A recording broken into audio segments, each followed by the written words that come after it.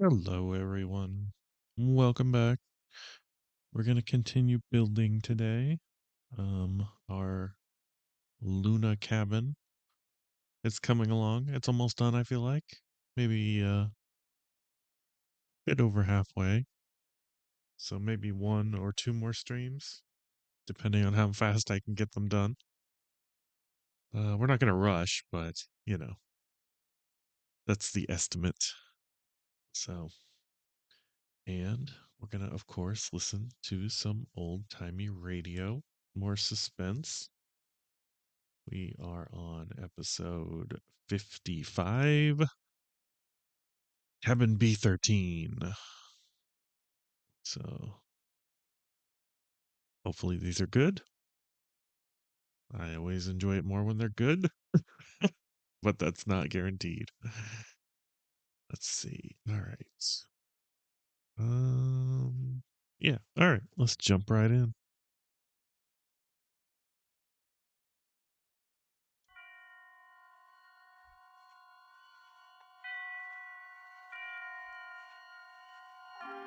Suspense. Suspense.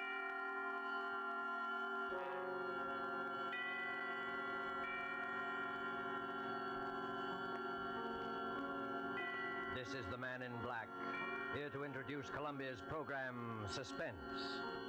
In Hollywood this evening, our two distinguished stars are the lovely actress Margot and the polished young actor from Holland, Mr. Philip Dorn. A story by John Dixon Carr dealing with strange, very strange happenings aboard an ocean liner, and called Cabin B13, is tonight's tale of suspense. If you have been with us before, you will know that suspense is compounded of mystery and suspicion and dangerous adventure. In this series are tales calculated to intrigue you, to stir your nerves, to offer you a precarious situation, and then withhold the solution until the last possible moment. And so with Cabin B13, and with the performances of Margot as Anne Brewster and Philip Dorn as Dr. Karl Heinrich, we again hope to keep you in suspense.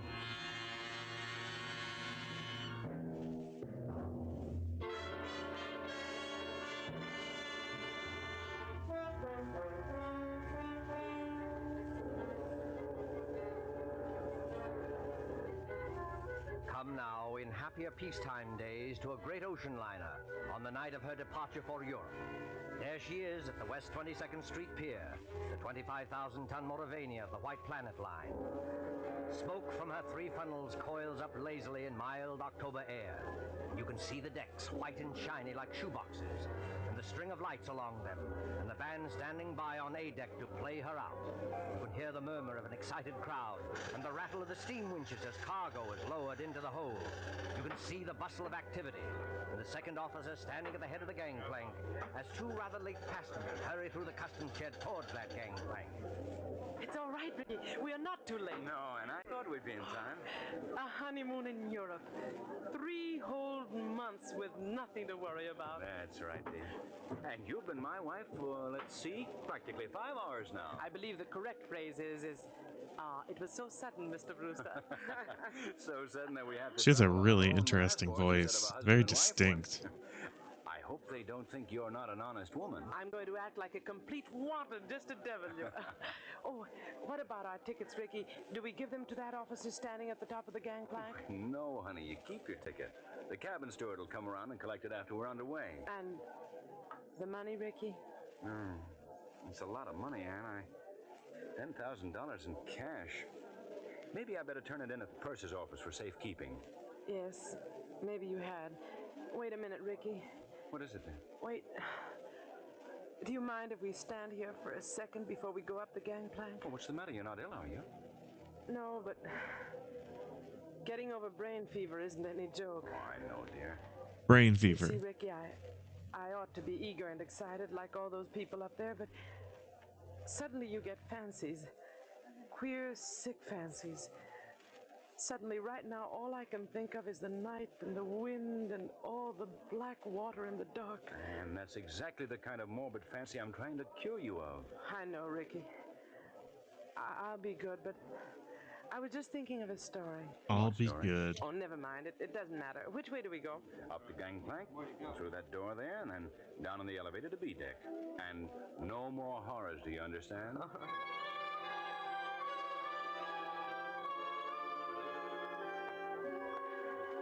I'll be Here we good. are, Ann. B deck and cabin number. Good Lord. B13. B13. That You're can't be it. not superstitious, are you? Why, no, dear, not about things like that. Open the door. Here we are. Lights on, and Oh, Ricky, darling. It's a beautiful cabin. well, best I could get. Well, they've got our luggage in anyway, Oh. and over there, madam, you'll find a basket of fruit and some books from your obedient servant. Oh, you are nice to me. And I'm feeling so much better, Ricky. I will be all right, darling. Of course you will. But you won't find any detective novels among those books. Please, Ricky. Detective novels may be all right for presidents and college professors, but they're straight poison to you. You'll read love stories and like it. You know, Ricky, Look out. I keep thinking and You'll thinking read about it and that like it. story I mentioned. Oh, what story, dear? It's an old one. You probably know it, but it was new to me. A woman and her daughter arrive in Paris and go to a hotel. Oh, you mean the old Paris Exposition story? Yes, that's it. The daughter goes out. When she returns, her mother has disappeared. And even the hotel room isn't the same. The proprietor of the hotel swears the girl came there alone and that there never was a mother. The whole room is different when she goes back to look at it. The girl goes to the police and they won't believe her and she's nearly crazy. Of course, it turns out that the mother has caught bubonic plague and died, and they're hushing it up so that the visitors won't keep away from the city and ruin the whole exposition, Anne, but you've got to stop this kind of talk. I know. But imagine being in a situation like that, with all those queer eyes staring at you, Did I misplace a wondering if part? you'd lost your reason, wondering if your brain had cracked and the whole world might dissolve, and... Listen. That's the last call, Anne. We'll be underway any minute now. Yep, You know, I Ricky, did. I would like to see the skyline go past and the Statue of Liberty and the rest of it. Well, then why not go up and see it? I've got to deposit this money in the purser's office on C deck. But I don't like you to leave me. Oh, now look here, dear. You don't think I'm going to disappear, do you? I suppose I don't really. When I get these ideas, and I can't help it, Ricky, I wish you'd wallop me. Well, I'm not going to Oh wallop my you, Anne, gosh. but you've got to stop being afraid. You certainly won't disappear in a crowded ship with any number of people all around you. And as for me, I defy Houdini himself to make me vanish. Don't talk like that. I'm not going to vanish, and neither is this cabin, dear. Now, run along. I'll join you on deck as soon as I can. All right, Ricky. I'll be good. Oh my god. I hate how she talks. I mean, not how she speaks, but the words she's using.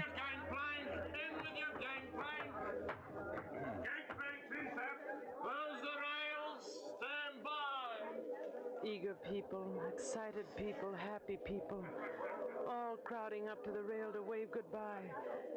Nothing to worry about, nothing on their minds except... Except what? Oh, Except seasickness, madam? oh, Oh, I beg your pardon. I hadn't meant to startle you, believe me. please don't mention it. How silly of me. It was my fault. I haven't been very well. I noticed it, madam, if you'll forgive me. That was why I spoke to you. As you see by my uniform, I'm the ship's doctor. This is a British ship, isn't it?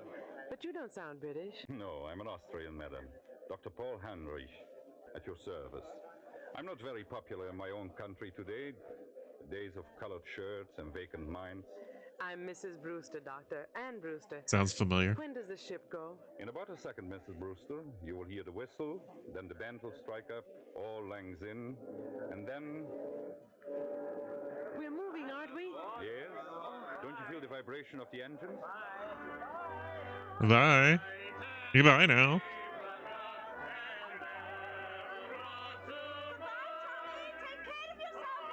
It's interesting to play this. It's like a ship leaving.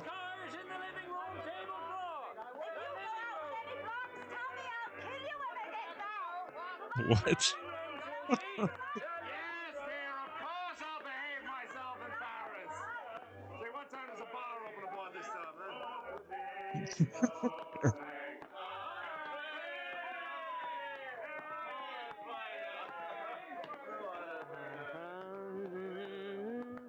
I imagine this is not your first crossing, madam.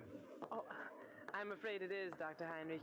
My husband's crossed many times, he tells me, but not on this ship. Well, then I hope you're a good sailor. Why, Dr. Heinrich? Well, because we'll run into some very dirty weather once we are out at sea. October is a very bad month for traveling. Well, if I do get seasick, Doctor, I'll rush straight to you, and I'll expect to be cured. Let me tell you a secret, madam.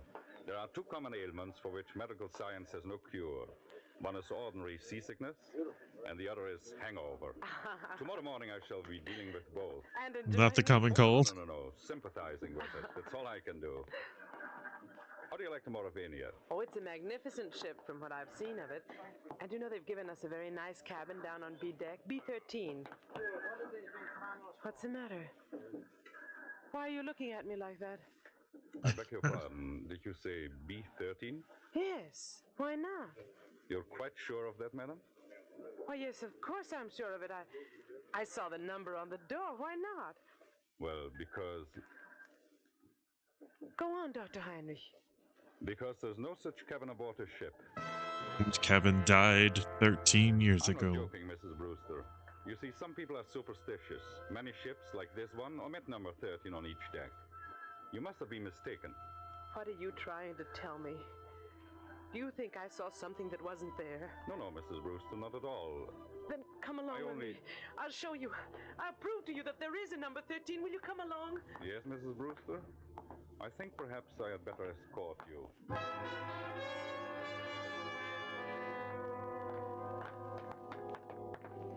Stewardess! Yes, miss. Yes, ma'am. Come in straight away. Tell me, stewardess, this is B deck, isn't it? B deck, ma'am? Why, yes, ma'am. No doubt about that. Dr. Heinrich and I have been all over this part of the ship looking for cabin number 13, but we don't... I've been trying to convince this lady stewardess that there's no such cabin number 13 on this ship. Why, there sure to heaven isn't, ma'am. And never has been. I've served aboard the Moravania a matter of 8 years, and I ought to know. But I tell you, I saw it. I was in there. It was a big cabin with a private bathroom attached. The walls were paneled in light oak, and the furniture was rosewood and yellow satin, and the portholes were like real windows. No, that's not much good, ma'am. No, I'm afraid not. Most of the cabins hereabouts look like that. May I ask you, what name was the cabin booked in? Brewster, naturally. Mr. and Mrs. Richard E. Brewster. Here, let's have a look on my list. No, there's no Brewster here, ma'am. I tell you, I was in there. They even delivered the luggage. I saw it. Excuse me, ma'am, but I had a look-see in all the cabins I'm in charge of, just to see if the passengers wanted anything. And I don't remember any luggage with a Brewster label on it. Wait a minute. This isn't quite long There enough. may be a partial explanation of this. You see, that's better, Mrs. Brewster. I was hoping you might find one. Ricky, that's my husband. Ricky and I have only been married a very short time, and when my maid printed the baggage label, she must have made them out in This my isn't maiden quite long name. enough. I never noticed at the time. Oh. I'm gonna have to What put it name might that be, ma'am? Thornton. Anne-Marie Thornton. Oh, somewhere Lord, miss. else. Now, why couldn't you have said that before? I remember it well. 2 silk cases and a little trunk. They're in B16 now. Where's B16? Right behind you, miss. You're standing practically in front of the door. Oh, thank goodness. Phew. Oh, yes, but, what about my husband's luggage? There's no gentleman's luggage in that cabin, miss. Your husband's or any other gentleman's, if you know what I mean. I won't stand for this. Where's Ricky? What have you done with Ricky? Won't Please, stand Mrs. for this. Brewster, There's one easy way to settle this. Settle it. How? Just look down the corridor. You notice the man coming towards us, the man with the 2 gold stripes around his sleeve? Well, That's Mr. Marshall, our second officer. Did you ever see him before? Yes. Yes, of course I have. He was standing at the top of the gangplank when Rick and I This got is not aboard. long enough either. Exactly. So he might be able to tell us something. Oh, Mr. Marshall? Mr. Marshall, Yes, Doctor, what's up? would you mind coming here for a moment? Well, not at all, old boy. Always glad to oblige a chap who may have to I'm cut gonna me have to out any move moment. Eh? these What may I do down. for you? Take a good look at this young lady and tell me, have you seen her before? Oh, well, Seen her that will before? fit now. My dear chap, If I had overlooked, the young lady will pardon me, I know, a passenger as charming as this lady is, I would be less of the gentleman than I fancy myself, eh? You saw her coming How aboard. does that Oh, mean? yes, certainly. And, of course, you saw the gentleman who was with her. The gentleman who was with her? Yes, yes, yes. But there was nobody with her, old boy. You're quite certain of that, Mr. Marshall? My dear doctor, she was the last of them to come aboard. I take my Bible oath there was no other passenger with her, or ahead of her, or behind her if it comes to that. You're lying to me. Please, Mrs. Brewster, lower your voice. I know what it is. It's the old Paris trick, like in the story. But you won't get away with it, do you hear? Now, look here, madam. I'll go to the purser, I'll go to the captain. Oh, dear Father in heaven, won't anybody believe me?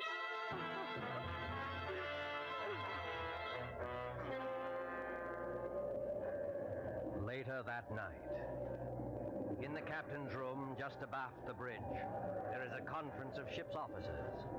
Outside, stung by spray clinging to the bulkhead rail in the dark, a frightened girl waits until the door of the cabin's room opens. Will you bring the young lady in, Dr. Heinrich, and close the door? Yes, sir. Here we are. This is Captain Wainwright. Now, just tell your story straightforwardly, and please don't excite yourself.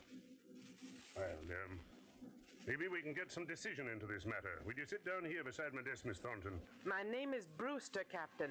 Mrs. Ann Brewster. Whatever you say, Mrs. Brewster. Thank you very much, Captain. I might tell you, ma'am, I've got a lot on my mind already. The first officer comes aboard with an attack of flu. I'm facing an equinoctial gale short-handed, and now this has to happen on top of it. I'm terribly sorry I can't help that, Captain. But I want to know what they've done with Ricky. Just one moment, please, while I get this straight. By this time, I understand you yourself have personally interviewed practically every single passenger aboard this ship. Is that true? Yes, it's true.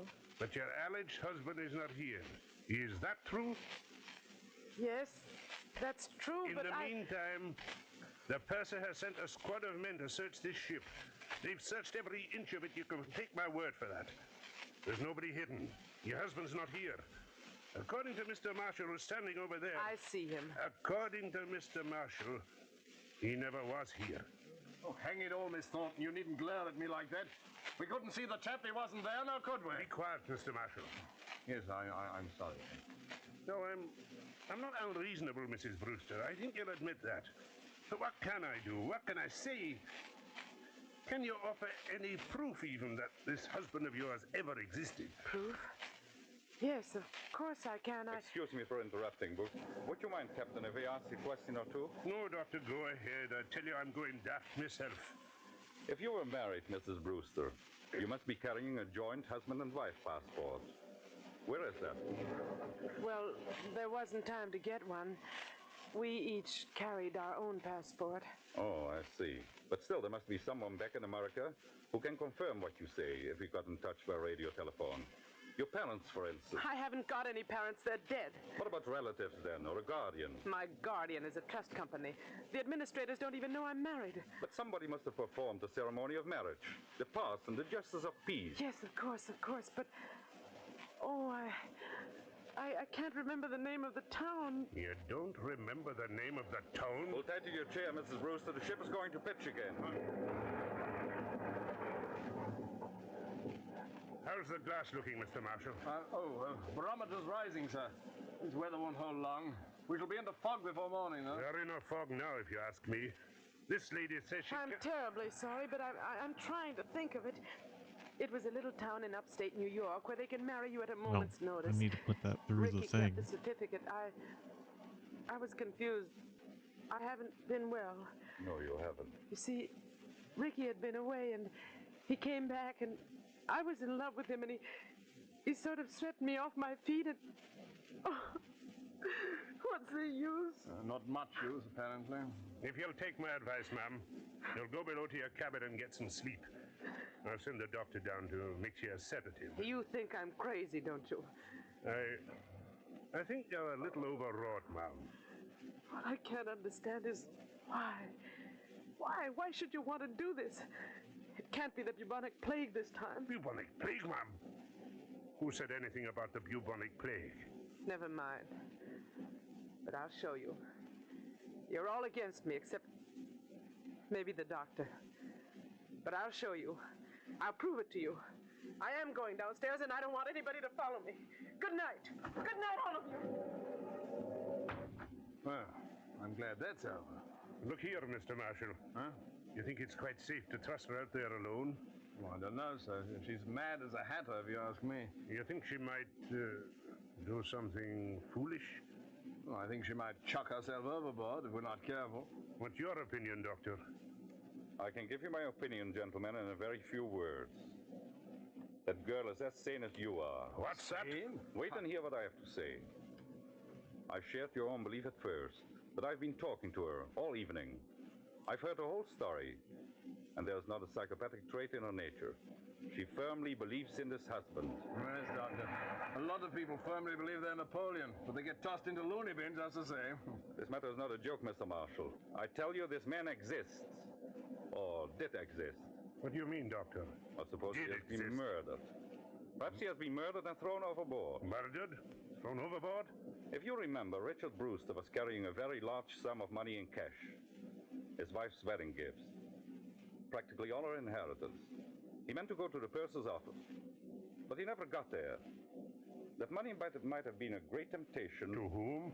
To a stewardess, perhaps, or even to a ship's officer.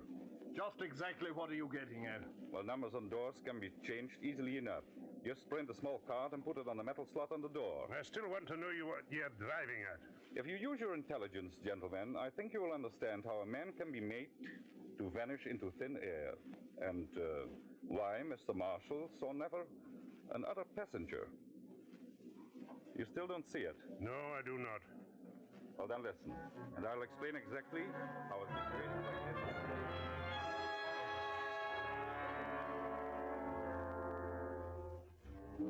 4 o'clock in the morning. 4 o'clock, the hour of suicides and bad dreams. The gale has subsided, the sea is calm. The SS Mauravania creeps blindly at barely 8 knots through a thick and strangling fog. The whole ship is dark and sealed up in sleep. There's no sound in all that mournful dimness, except when the foghorn cries out a warning overhead. Even cabin B-16 is dark. Anne Brewster, still fully dressed, lies restlessly across one of the berths, her head almost touching the intercabin telephone. What was... Oh, I thought I heard... Telephone. Yes? Hello? It's me, Anne. Take it easy now. Ricky! Ricky, where are you? Quiet. Keep your voice down. Where are you, Ricky? What happened to you? Are you hurt? No, I'm not hurt, but he nearly got me. Who nearly got you? Listen, dear. I can't explain over the phone, and I don't dare go down there. Can you meet me up on deck? Yes, of course. Where? Do you know the boat deck? Boat deck? Which one is that? The top deck, where all the lifeboats are slung. Oh, yes, I know it. Well, go to the starboard side. Yes? That's the right-hand side, facing forward. Find the 4th lifeboat from the aft companionway. Yes. There's a thick fog, and nobody will see us. Ricky. What is it? Ricky! He's gone. He's gone. Excuse me, miss, but I thought I heard somebody talking in here. Stewardess, what are you doing up at this time of the night? If I might Heaven ask, forbid miss, somebody talk. what are you doing up and dressed? Oh, you ought to get some sleep, miss. You really ought. It might interest you to know, stewardess, that I've just been talking to my husband. Now, look here, miss. Don't start that all over again. Please don't start that all over again. You all pretended to think I was mad, didn't you? And you nearly drove me mad. Ricky's beaten the whole crowd of you, and I'm going out on deck to meet him now. Out on deck, miss. That's what I said. Where's my coat? Don't go out there, miss. Not in the state of mind you're in. And the fog's so thick, you can't hardly see your hand in front of your face. Stand away from the door, please. Suppose, miss, I didn't want to let you go out there. I don't think that would matter much. You've probably heard that mad people have 10 times ordinary strength, and I'm stronger than you anyway. Do they? I'm a begging you. Stand away from that door.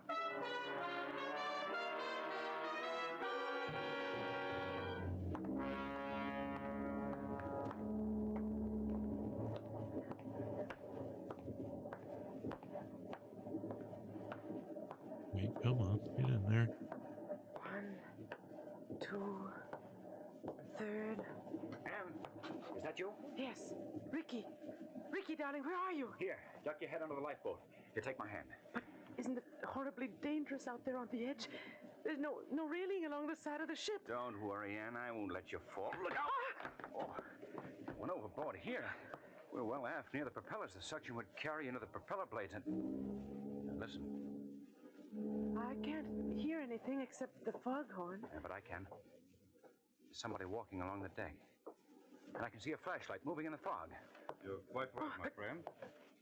You can see a flashlight moving in the fog. Dr. Heinrich, what are you doing here? At the moment, young lady, I'm covering both of you with a revolver. Please don't move. So, you were in the conspiracy, Dr. Heinrich. May I ask you what conspiracy? The whole ship's conspiracy to say Richard Brewster didn't exist. My dear young lady, you can set your mind at rest. There never was any ship's conspiracy against you. The people you spoke to were perfectly honest. Including Mr. Marshall, I suppose. Yes, including Mr. Marshall. And what is this? Stand back there. I suppose he was telling the truth when he said nobody came up the gangplank before or after me. I beg your pardon. That was not what he said. He said no passenger came up the gangplank at this time. Well, what's the difference? A great crime is arranged for tonight, young lady. No less a crime than murder. Murder? Who's going to be murdered? You are. What? That, I repeat, is the scheme. But there is no conspiracy and only one criminal. Oh. And who is the criminal? The criminal is the man standing beside you. Your so-called husband. Ricky? You don't know what you're saying. I think I do. Marshall, of course, did see someone walk up the gangplank, loitering behind you. But he never dreamt of associating that person in any way with you. He saw a ship's officer returning from shore leave in civilian clothes. A ship's officer? Yes.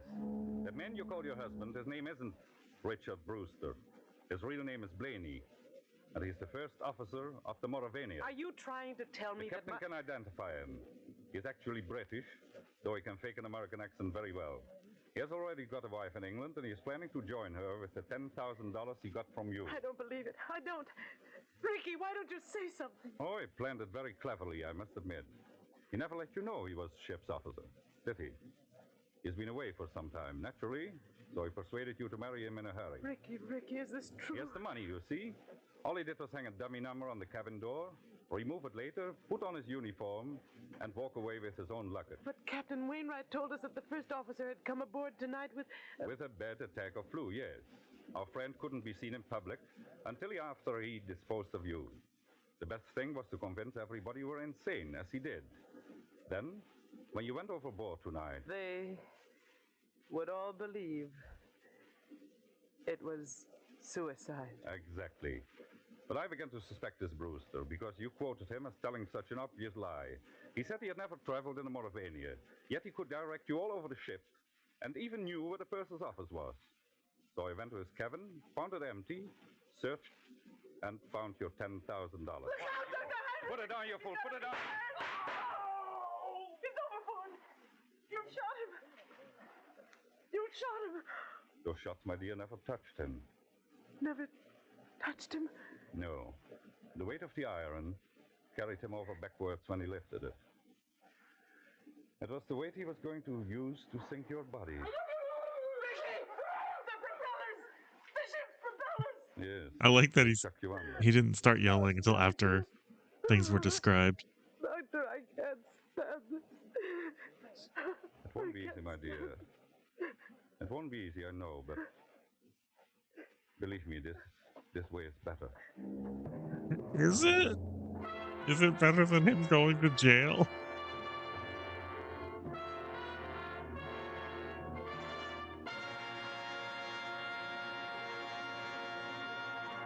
And so closes Cabin B-13, starring Margot and Philip Dawn. Tonight's tale of suspense. With our two stars tonight, That was pretty Lieutenant dumb. Hoy as Captain Wainwright and William Johnstone as Ricky Brewster. Also, her language was awful. Pays to you Columbia's invitation to spend this half hour in suspense with us again next week, same time, when our star will be one of the screen year's most sensational newcomers, Mr. Gene Kelly. Mr. Mr. Kelly will be supported by Hans Conried and William Johnstone. The producer and director of Suspense is William Spear, who with Lud Gluskin and Lucian Morawick, conductor and composer, and John Dixon Carr, the author, collaborated on tonight's Suspense. Suspense. Suspense fans, please note that these programs will shortly move to different days of the week. Suspense will come to listeners in Eastern and Central time zones on Thursdays, beginning December the 2nd, and to Mountain and Pacific time zone listeners on Monday, beginning December the 6th. Remember, Thursday, beginning December the 2nd in Eastern and Central time zone, and Mondays, beginning December the 6th in the Pacific and Mountain time zones for Suspense. This is CBS, the Columbia Broadcasting System.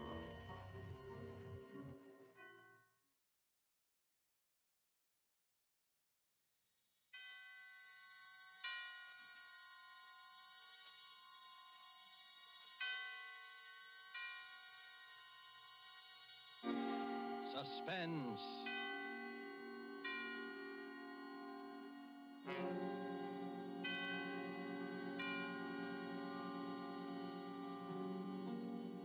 This is the Man in Black, here to introduce Columbia's program, Suspense.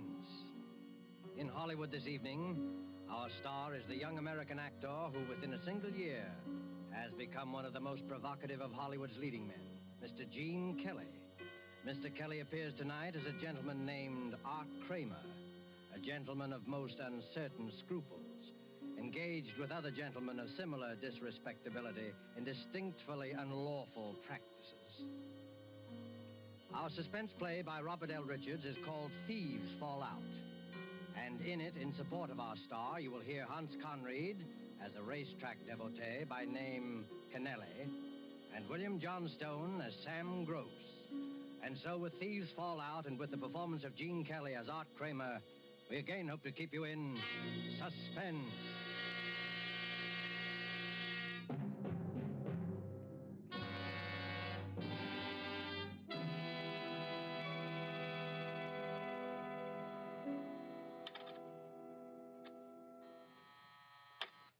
ABC Enterprises.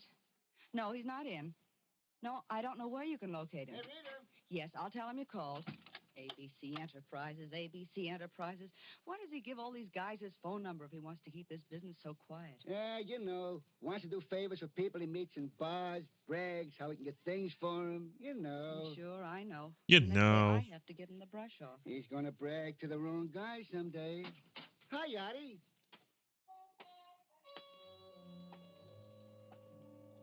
Hello. Hello, Arthur. Hiya, babe. Where you been the last couple of days? Ducking all the guys I owe money to. What time is Sam getting the boys together? In about a half an hour, down at the warehouse. You better start down there pretty soon. What's the difference? I won't get enough out of it to buy a round trip to Coney Island. Any calls? Yeah, Kennelly called a little while ago. That's an interesting Another build. guy who wants dough I haven't got. Just stall him? I tried, but he said he was coming up anyway. Oh, what'd you let him do that for? You know I don't want to see that guy. I couldn't help it. He knows the way here. Okay. Anything else? No. Arthur, if you're not going down right away, can I talk to you for a minute? What about? Oh, something.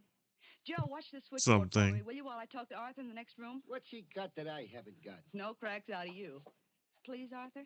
All right, but make it snappy. Now what?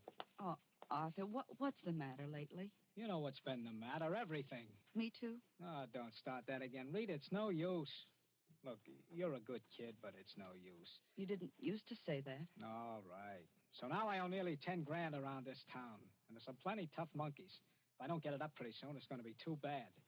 Top of that, I had a loaded truck and a trailer hijacked last week, and there goes my take for the month and more. And you want to know what's the matter. Oh, Arthur, honey, why don't you quit? Why don't you get out while you still can? Why don't I quit? What are you talking about? Oh, you used to have a decent business, Arthur. Sure, and I didn't eat. Well, what about now? It's making a wreck of you. It's dangerous. You know what's going to happen. This whole black market thing's going to crack pretty soon, and when it does, Don't be silly. Yeah? Kennelly's outside to see Yachty. That punk. All right, let him come in. What's one more? Okay. Better let me talk to him alone, baby. All right, but think about what I said, will you? Sure.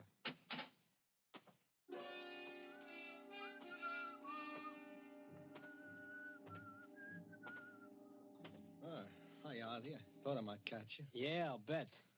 Close the door. Sure. Hey, listen, Art. I need that dough. Well, I haven't got it. I told you that. No, look, I don't want there should be no trouble. There's not going to be any trouble. Take it easy. I didn't mean that. But I took them bets from you on my own, and now my boss is after me. If I don't get that dough by Monday, I'm going to be in trouble. Well, I haven't got it, and I won't have it for another month. Can't you get it from Sam? No, I'm into him as far as I can be now. What do you mean? Sam must have plenty sold it down in some safe deposit vault by now. It isn't in a vault. It's up at his place in Connecticut. Anyway, he won't give me any more. Connecticut, huh? I didn't know he had a place in Connecticut. Yeah, near Riverside. It's a hideout, way away from everything. Oh. McPhail has one, too, about 5 miles away. When's he go there? He's hardly ever there. Nobody's there. What do you care? You're thinking of the days when you used to climb through second-story windows? Oh, you should know to say that, Art. I don't even know where the joint is. No, I was kidding. Anyway, listen, I'm sorry about the dough, but you'll have to wait. Art, you don't know the spot I'm in. You'll get it from me when I've got it. I'm leaving. Art, listen. You coming? Where you going? Down to the warehouse to watch my share of last month's take go down the drain.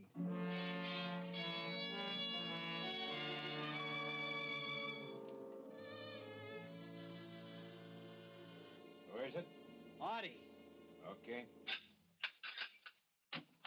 You late? Yeah, I stopped in at the office. Hi, McPhail. Hi, Mo. You weren't waiting just for me to hand out the chips, were you? You're right. We weren't. I just wanted you to know how it worked out. It was a good month out. Except for you. I know. Come on, Sam. Come on. Pass around the sugar. Let's get it over with. Well, here it is. In cash. Total take was 53 grand. 17 goes to you, McPhail. And you got the figures all here if you want to see. I know you wouldn't double-cross me, Sam. I wouldn't double-cross anybody. And don't forget it.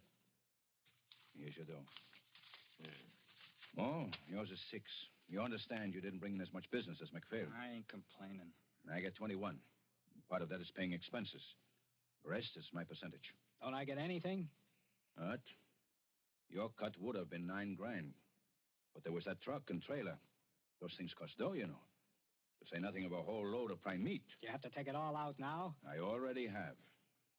I'll give you 500 to keep going on. Oh, that's fine. 500. Listen, Sam, I need dough. You always need dough and never have none. Listen, you... He's right, Art.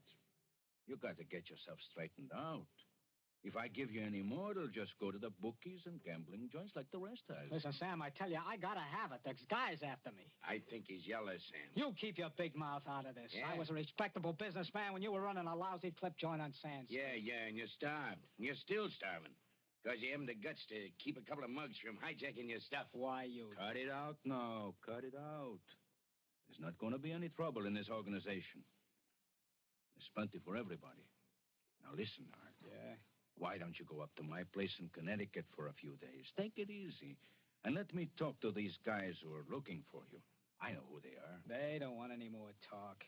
Anyway, I go nuts up there in the country. Go on. Pick up my car at the station. No, thanks. Well, I'm going. I'm going out to the country and tend them a victory garden. Your victory garden? Yeah. I see you about Tuesday. Okay. Hey, Mac. Yeah? Wait a minute. So long, Art. So long. Say, Mac, I'm sorry I made any cracks. Yeah, forget it. Mac, you going up to the country? Yeah, betcha life. Going down and get on the 520 right now. Say, I think I'll take Mac up. Mac, I kind of need a rest. I think... Yeah, you'll need something. Do you mind if I ride up on the train with you? Why not? Why not? It's a public train. Mac, I was sorry about Say, that. Artie. Yeah? Don't mind me. I talk a lot. And I don't mean it. Forget it, Mac. I know. Say, you want to see my victory garden? Oh, my God. Are you kidding? No, I got a garden. It's a beaut, too.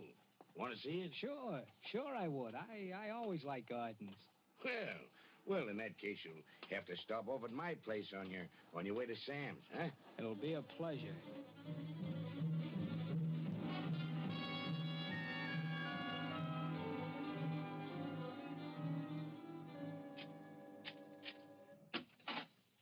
Come on in, Artie. I want to put this dough in the safe, and then I'll show you around. Sure. When the war's over and I'm legitimate, I'm gonna build onto it. Have a lot of lawn, gardener, real country gentleman. What's this, your office? I do a little business here once in a while. Keep my dough in the safe there until I bank it. Know anything about safes? No. It's good. That's good. Not that I don't trust you, Artie. There she is. Put him up, Mac. What? You heard me. Huh. A stick-up, huh? Why, you yellow little rat. You don't think you can pull this on me and live, do you? It's not a stick-up, Mac. I just want you to do me a little favor, and I want to be sure you do it. Yeah? Yeah, get on that phone. This had better be a gag. It won't be unless you do exactly what I tell you. What? Call Rita in town. Ask her what Sam has lined up for Tuesday. Say you called me over at Sam's house just now and talked to me, but I didn't know. Go on, get going. Atwater 35562. Listen, Art. I'm no guy to kid around with. And I don't like this. Talk. Rita, this is Mac. What's Sam got lined up for Tuesday? I just talked to Artie over at Sam's place. Yeah. Yeah, up here in the country. He said he didn't know and to call you. Oh, I see. Cut it short. No, never mind. Okay. All right. Now what's the gag? You never were very smart, were you, Mac? That's my alibi. You just told Rita you talked to me at Sam's place. You get it? Why, you...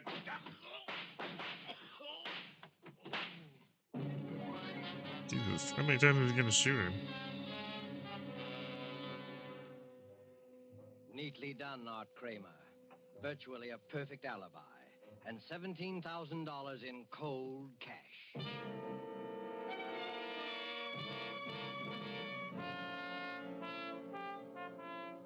But there was someone else who thought he had a perfect setup, too. Kennelly, the little bookie, whose former occupations were even less savory.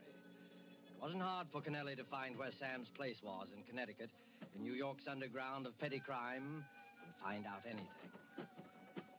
And it wasn't hard to jimmy a window. Done that often enough. And then to find the money. There was a wad of money here at Sam's place somewhere. Art Kramer had said so. Probably in a safe. That wouldn't be any trouble either. Not in the living room, of course. Yes, maybe this room. An office, a desk and phone. And a safe there in the wall. And just as he'd thought, old-fashioned, easy to crack. First to drill a little hole, then the soup. There'd be a quick, neat little explosion, and the safe would fall apart in his hands. But wait, what's that? A car driving up, stopping. Who? Art Kramer had said nobody ever came up here. But it was leaving now, driving away. Probably just a mistake. No, steps outside. Somebody coming in. What to do? Escape cut off. Hide. Here in the office, behind the door. Hide the bag of tools, quick. He's coming in here.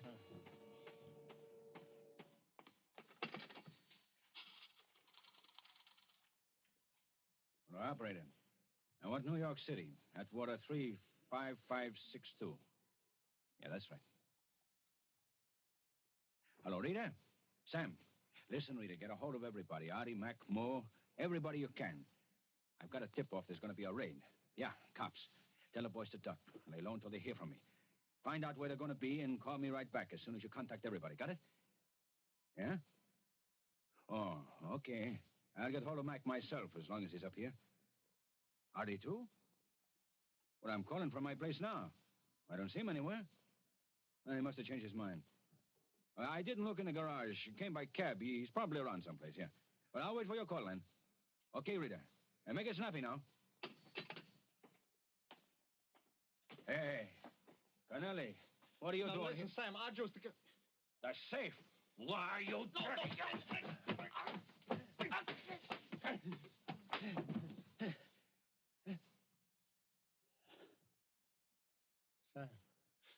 Sam. Hit him too hard. He's dead. It's a cute little bed. Oh, got him dropping. Dead. Yes, hit him too hard. Murder. That's a lot different from housebreaking, murder. The phone. Somebody calling Sam. Fear, blind, unreasoning fear. Smash it, rip it out of the wall. Though whoever was on the other end could actually hear, actually see what was in this room. Murder and a murderer. There. Why, oh, why had he done that? Foolish, just nerves. Got to get hold of yourself. Think. What now? The money. Yes, have to have the money now. Make a getaway. Mexico, South America. Maybe Sam. Yes, the body. He'd even touch him. But turn him over. There, the wallet. Empty. That's funny. Other pockets. No, nothing. The safe, then. Finish the job quick. Then get out. Find the drill again. Hurry. Again, somebody coming. Who? Never mind. Not going to be caught this time. Can't be. A murderer. Close the door. Lock it quick. Pocket the key. Hide. Maybe whoever it is will go away. Then come back and get the money later. Here he is. Hide quickly. The kitchen. Get out the back window again if you have to. But wait. He's not following. Wonder who it is. Just have a look through the crack of the door. Careful. There. Art Kramer. The suitcase must be going to stay. But wait, why not? Art wouldn't know anything. Couldn't with the office door locked. Give him a plausible story. Stay overnight and get the money when he's asleep. A chance, but have to take it. Have to have the money now. Why not tell Art he'd come looking for Sam to borrow? Then, looking through the house for him, call him. Yes, make it look natural. He can't answer now. Call him. Sam? Hello, anybody here? Hello? Who is it? Who is it yourself? I'm looking for Mr. Gross, Sam Gross. Well, what are you doing here? Hello, Arthur. I was looking for Sam. I thought you didn't know where this place was. Oh, I found out. Yeah? What made you think Sam was going to be up here? Why, I heard a tip in town there might be some trouble. I figured he might come up here to duck out. What kind of trouble? Cops? Yeah? I didn't hear anything. I don't know, but I'd do something. You know, I need dough the worst way. I figured Sam might let me have a little. He paid off today, didn't he? That's right. Art, did you get any? Me? Well, if you did, I don't like to keep asking you, but I need it, Art. Look, Kennelly. Huh? You know, I meant to get in touch with you about that. I wanted to talk to you this afternoon. You mean you got something? Come on inside, I'll tell you. Oh, sure. I got an idea. An idea. It came like a flash to Art Kramer. Frame Kennelly for the murder of MacPhail. Plant some of MacPhail's money on him as evidence. And who would ever believe Kennelly's word, a man with a criminal record against Art's? Why, Rita would swear that MacPhail himself had said Art was at Sam's place, simply denied that he'd ever seen Kennelly, and Kennelly would be MacPhail's murderer, and Art Kramer would be safe forever. Are they going to frame each other? Got that money. Yeah. As a matter That's of pretty fact, funny. I did get some. Not much, understand. Well, even a little would help. How much do I owe you all together? Nearly 4,000, huh? Well, suppose I gave you 2. I shouldn't give you that much, the way I'm fixed. Well, it ain't what I need, but it'd help. Okay, here's $2 grand on account, then. You know, it doesn't leave me with much. I appreciate it, Aunt, really. Say, you're really on a spot, huh? Yeah. How much more do you need? Oh, another 4, 5, anyway. Well, I just thought I know where you can get it if you work it right. You do? Yeah. You know MacPhail? Oh, I know him. Not well. Well, I do. He took in plenty this month. What good does that do me? I tell you, I know the guy. He's the softest touch in the world. He'd give the shirt off his back to anybody if they told him the right story. Yeah? How come you don't put the bite on him? He doesn't like me, but anyone else. You mean, I just ask you? Sure. You get anything you want. I'm not kidding. If you ask for 10, even 20, you'd get it if he had it. No fooling. Sure. He's up here in the country now, too. Right up this same back road, 4.5 miles. Hey, how do I recognize the place? It's a big place on the right. The only house for a mile. You can't miss it. Say, I'd run up there if I were you. Maybe I will, huh? Maybe I will. A break. The kind of break Kennelly had prayed for. Get the money from MacPhail. Yes, quicker and safer than trying to get back in that room with a dead body on the floor. Get it from McPhail and have a good head start. Art won't find Sam's body in there for at least a day or two. The door's locked, and Kennelly has the key. He can be on a plane with McPhail's money and be out of the country by tomorrow. A break, the perfect break. Well, thanks for the tip, Art. You're sure McPhail's up there, huh? Sure, he's always there, every weekend. He's got a garden, a victory garden. That's a laugh. Well, I guess I better get going, huh? Yeah, look around the grounds for him first. If Sure. he isn't outside, just walk right in. The door's always open. He's a simple guy. Trust anybody. Okay. Thanks, Art. Skip it. Maybe someday you can do the same for me. Yeah. Yeah, maybe someday I can. Well, so long. So long.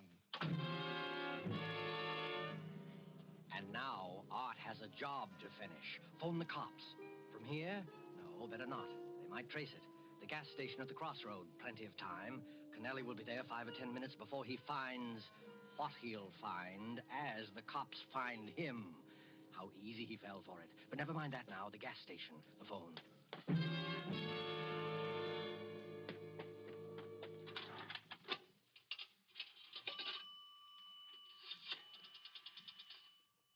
Hello.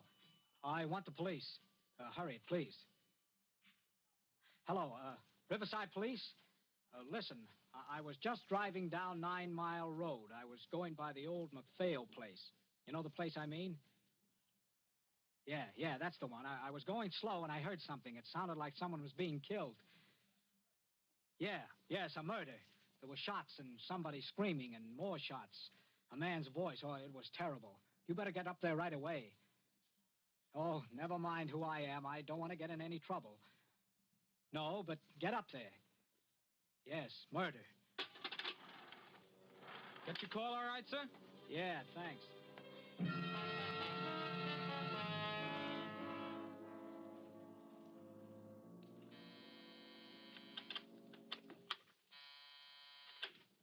ABC Enterprises. Yes, did you locate him yet? Oh, we'll keep trying and call me back. Joe, I'm worried.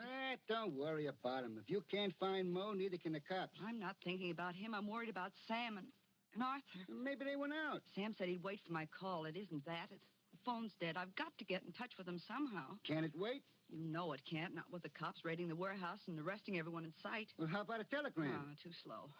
I hate to send anyone around to the house, but Sam will understand this time. What are you going to do? Get the telephone company to help.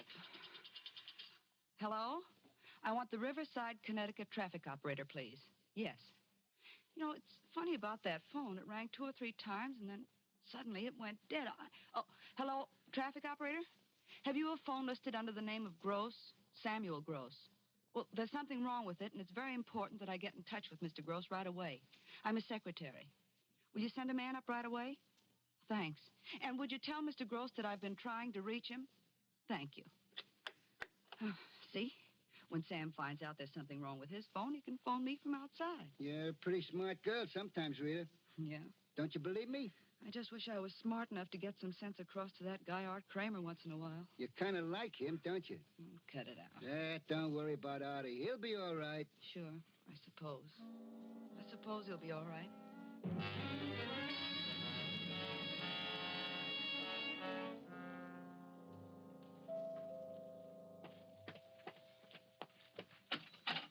Mr. Gross, I'm from the telephone company. Mr. Gross isn't here. Oh, well, we just got word from New York that his secretary's been trying to reach him, but his phone is out of order. I was sent up to look at it. Sure, go right ahead. I'm a friend of Mr. Gross. I know he'd want you to fix it. Okay. Where is it? First door to your right. Well, looks like we've got more visitors. Yeah, cops. Well, I better get after this phone here. I'm sorry to trouble you. I wonder if we could use your phone. It's out of order, I'm afraid. There's a man here fixing it Okay. now. What's the matter, officer? Trouble? Yeah, a little killing up the road. We didn't want to handle the phone there. Might be fingerprints on it. Murder? That's right. Up at the old McPhail place. Caught the guy red-handed. Murder and robbery. We even found the dough on him. Yeah? Who did it? Says his name is Kennelly from New York.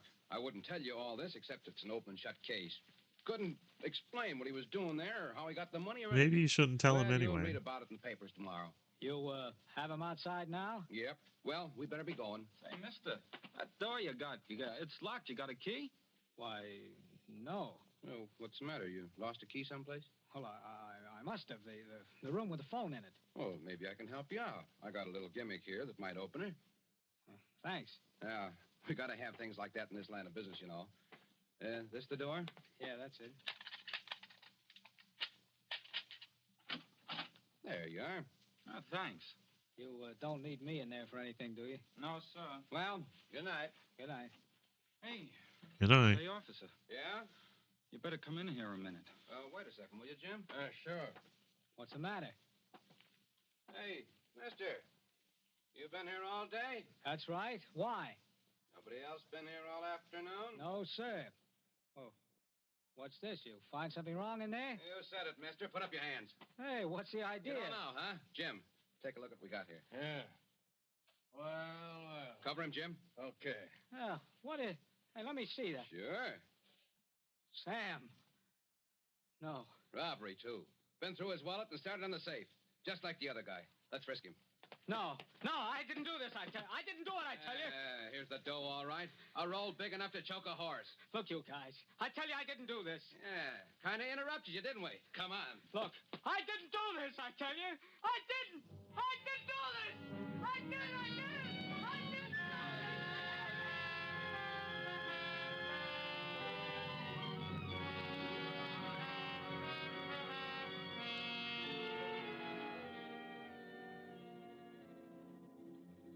And the story ends with a newspaper clipping. I'll read it to you. Bridgeport, Connecticut. Arthur Kramer and George Kennelly were executed here today within 10 minutes of each other to bring to a fitting conclusion one of the strangest series of coincidences in the criminal records of this state. Both men committed the same crime, murder and robbery, within a few miles of each other on the same day and at almost the same time. Both victims were operators in the New York black market. Kramer was convicted of the murder of Samuel Gross. Kennelly killed Edward MacPhail. Both killers were caught on the scene of the crime, were arrested by the same officers, taken together in the same police car to the same jail. Both proclaimed their innocence, yet pleaded guilty in the face of the overwhelming evidence against them. A curious factor in the case was that though both men denied knowing the other, they tried repeatedly to attack each other in the prison yard, until guards were forced to keep them out of sight of each other at all times.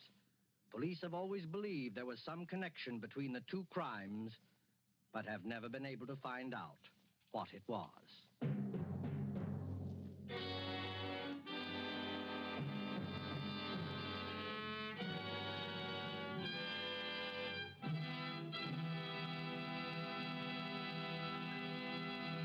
And so closes Thieves Fall Out, starring Gene Kelly. Tonight's tale of suspense. Appearing with Gene Kelly, who is to be seen currently in Metro-Goldwyn-Mayer's Technicolor musical Thousands Cheer, were Hans Conried as Kennelly and William Johnstone as Sam Gross.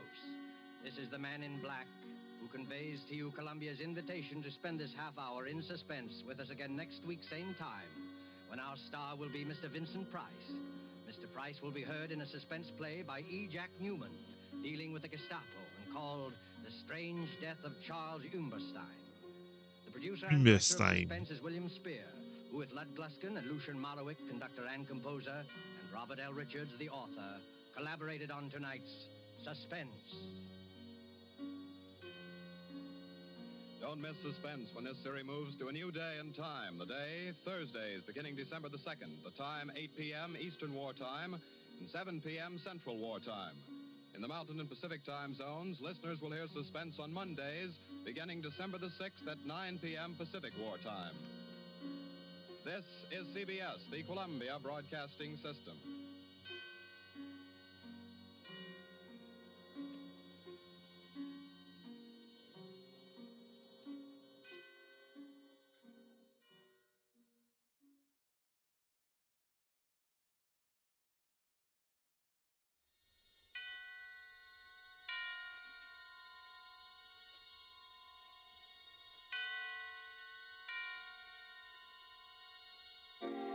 Suspense.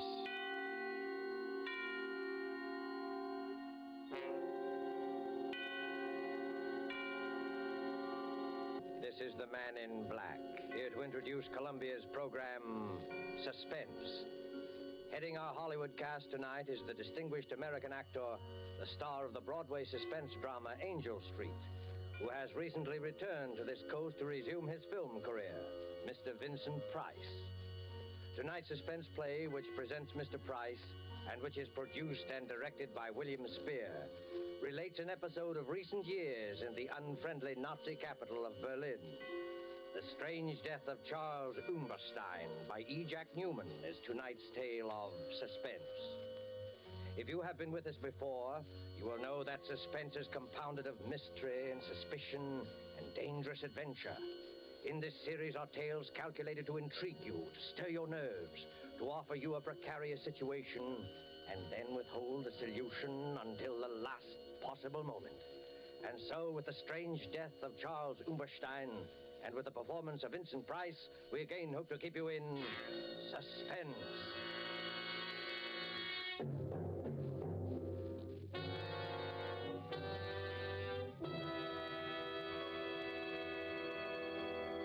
I was infuriated to think I had been trapped.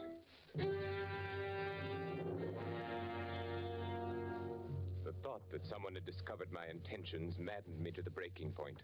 Nothing had slipped. Everything had run smoothly as I had planned. No evidence, not the slightest trace, nothing. And yet, I was trapped. Trapped. But why? How? Let me see. Papers in my briefcase, train ticket, information forwarded safely to my office. And he knew. How? But he did know. I stood quietly in my room, watching him, watching me, waiting for me, standing by the lamppost beneath my window, knowing he had trapped me, waiting for me.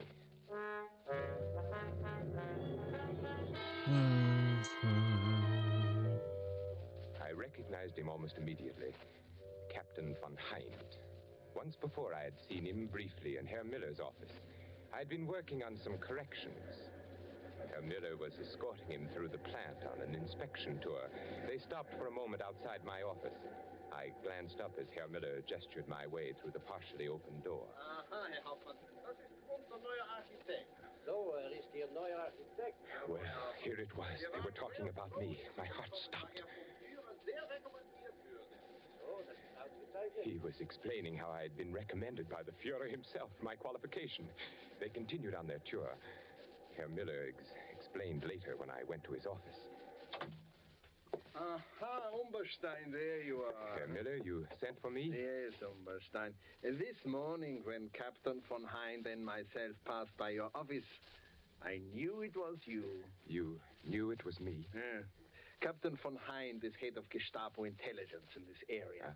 He was conducting a routine inspection this morning, and it was he who suggested that Well, since your recommendations were by the Führer himself... Yes? Your work here has been excellent. I knew you were the man when I passed by today. My work? Huh? Oh, no, of course not that. Why, you have become one of our best men. Oh, thank you, Herr Miller. No, this is it. Yes, Herr Miller. Through various posts, we are releasing more prints on munitions areas in this country and other countries. Huh? You are to be in complete charge of their release from the war. I understand, Herr Miller.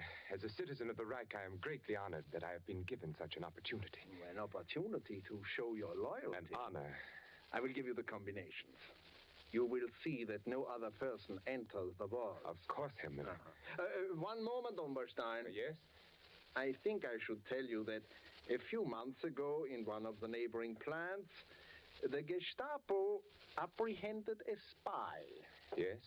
He was working for an enemy espionage service, found in possession of certain vital documents which he had access to in his work. And, missing a what break. did they learn from him? Oh, many things. He was reluctant to speak at first, but it's difficult to hold out indefinitely. Well, he finally gave them enough information to locate other agents who had filtered in. It was well he was detected. Oh, yes. The Gestapo is still on the alert for some of his co-workers, still expected to arrive. feel like it's they are this. ignorant of his I feel confession like I misplaced one. and his faith. So, Herr Umberstein, I must warn you to take all the necessary steps against the possibility of espionage. We cannot be too careful. I shall be careful. In you, Umberstein, is exemplified the efficiency of the Third Reich.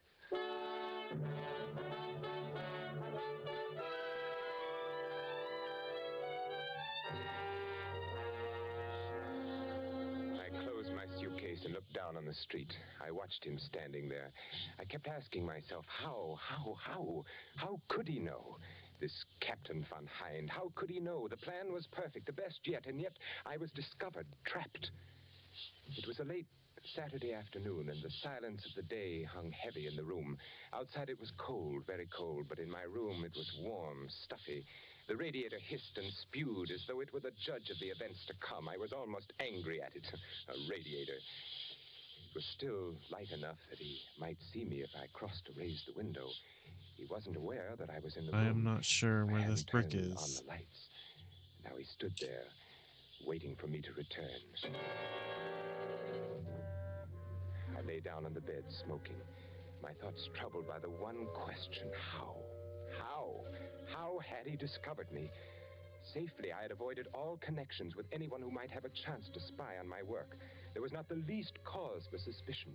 An established citizen of the Reich, well-recommended, pure Aryan, employed as an architect in one of the country's largest munitions plants. Certainly there was no reason for him to suspect me, the Gestapo, this Captain von Hind, waiting to take me. Fräulein Keller. Absurd. Oh, of course not. Not she. But could you ever trust a woman? Fräulein Okay. Keller. Did I give her any reason at all?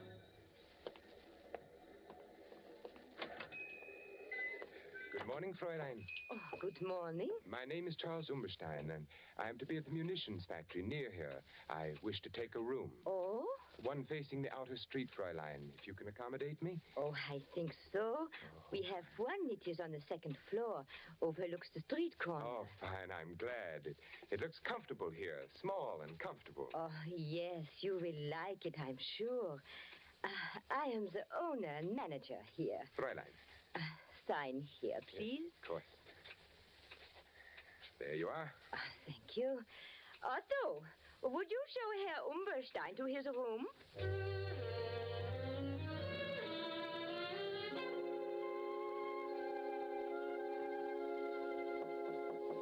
Yes? Yes, who is it? It's I, Fräulein Keller. Oh, just a moment. Yes, Fräulein? I have brought you some extra blankets. Oh. You may be cold. Oh, that's very thoughtful of you, Fräulein. And Herr Umberstein, down the street, a little cafe. You may find nice meals and a little music, too. Oh, wonderful. I am indebted to you, Fräulein. Oh, but you are my charge. I look after my guests. It is my job. Oh, that is most kind, Fräulein. Herr Umberstein, yes. I also dine at a little cafe often. Oh. I hope I see you there.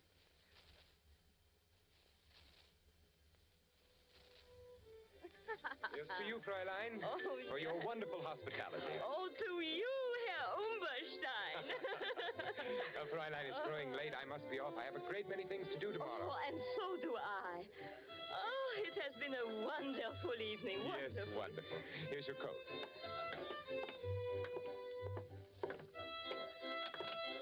It's growing colder now, isn't it? Yes, the winter will be here soon. Too soon. Yes, but I won't be... You won't be? Oh, nothing, Fräulein, nothing. You will be here long. Certainly, Fräulein. Certainly, I was just, wishing. Wishing? For what? No, I had done it. I'd started to thinking perhaps she could... For what? Nothing, Fräulein. Nothing important. Only the hopes of every man. They become so near sometimes. They're almost reality. So? What else could I do? I had to lead her thoughts away somehow. She took the lead. You mean a woman? Yes. Yes, Fräulein. You. Oh, but We have known each other for such a short time. Only 2 weeks. That's true, but I've been aware of you for a longer time, though I've just met you. Oh, Herr Umberstein, Charles. Oh, Charles.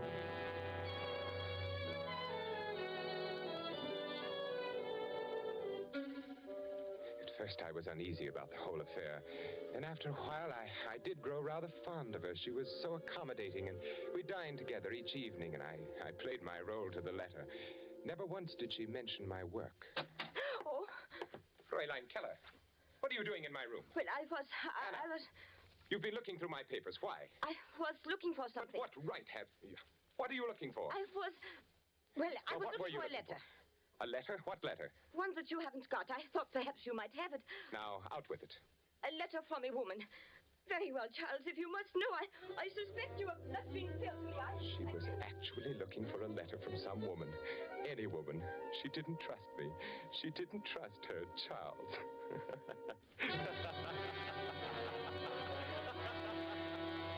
Okay, crazy.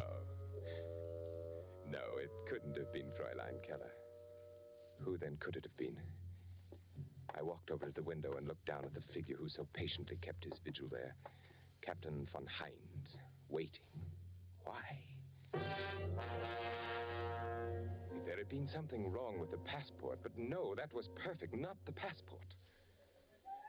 All passengers will report to the trainmaster for passport examination. Yeah, all in order. You can take your luggage to Berlin. Yeah, this way. Next. Next. Here you are. Name? Charles Umberstein.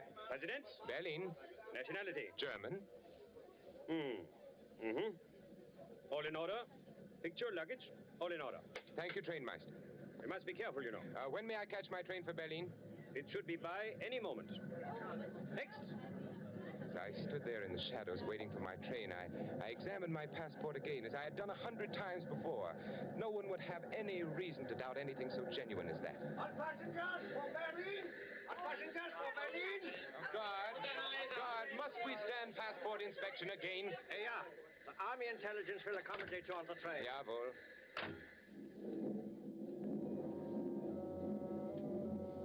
At 3 stops, my passport was inspected.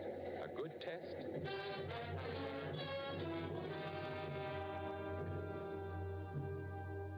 If the passport had been suspected or investigated, it would only prove that I was Charles Umberstein. I had come by the passport through Hans. These are cool curtain Hans was designs. employed as an Austrian customs inspector. This gave him access to many such passports. According to Hans, there had been a person named Charles Umberstein who had suddenly disappeared in 1936. Since there had been no friends or relatives to make an inquest, well, you can see. No, I was Charles Umberstein. Why, I even resembled the badly scarred photograph on the identification card. From the front view, he was evidently a large man, big shoulders, large head, wore a short Prussian haircut. Yes, I certainly looked enough like the photograph. Passport was flawless. He couldn't have discovered me through that, this von Hind. Something else. What else? The plans? No, of course not. They couldn't have discovered that. I merely made copies and left the originals. No, not the plans. Why, Hans and I...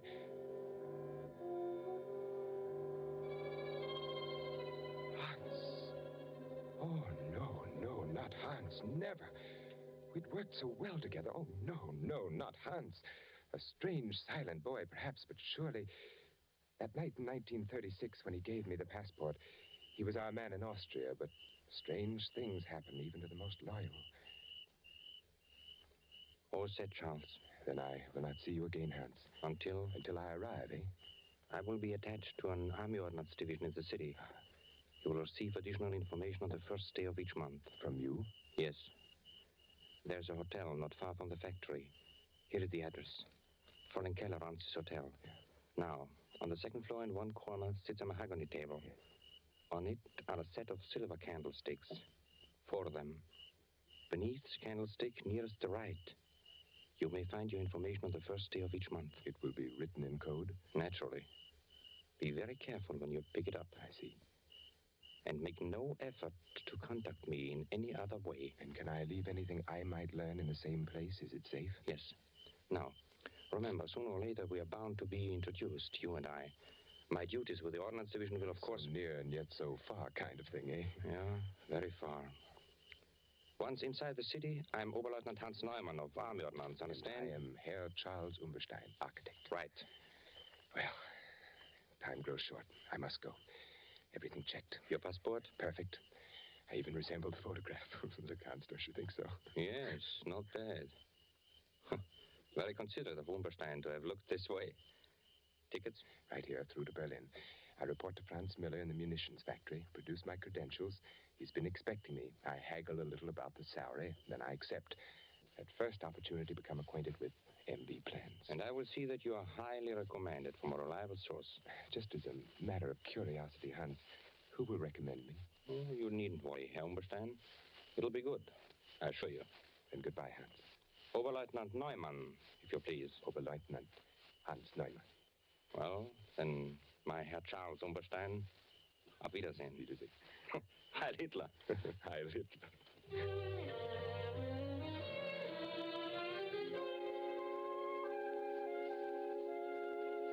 Yes, everything Hans had said came about. I picked up my information each month at the little hotel. I left an occasional report for Hans. It was the only way we ever communicated. And then Oberleutnant Hans Neumann began to appear in Franz Müller's office. And eventually Müller introduced us. In fact, Hans was with Müller quite frequently, and they dined together regularly. Hans played his part well.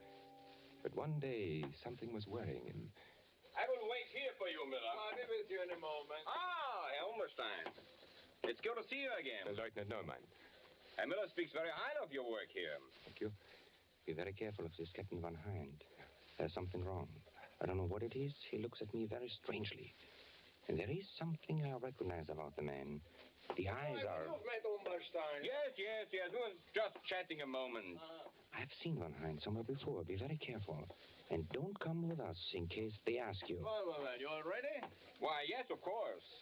Umberstein, would you care to join us at luncheon? No, thank you. I have some work to do. Always working, eh? Yeah. Well, then, let's go, Hans, yeah? Yeah, certainly.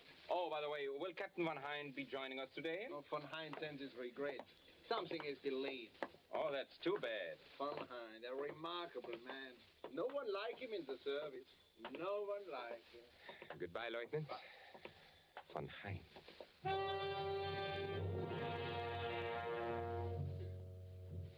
Such a brief warning. Curt and sinister. Hans was frightened.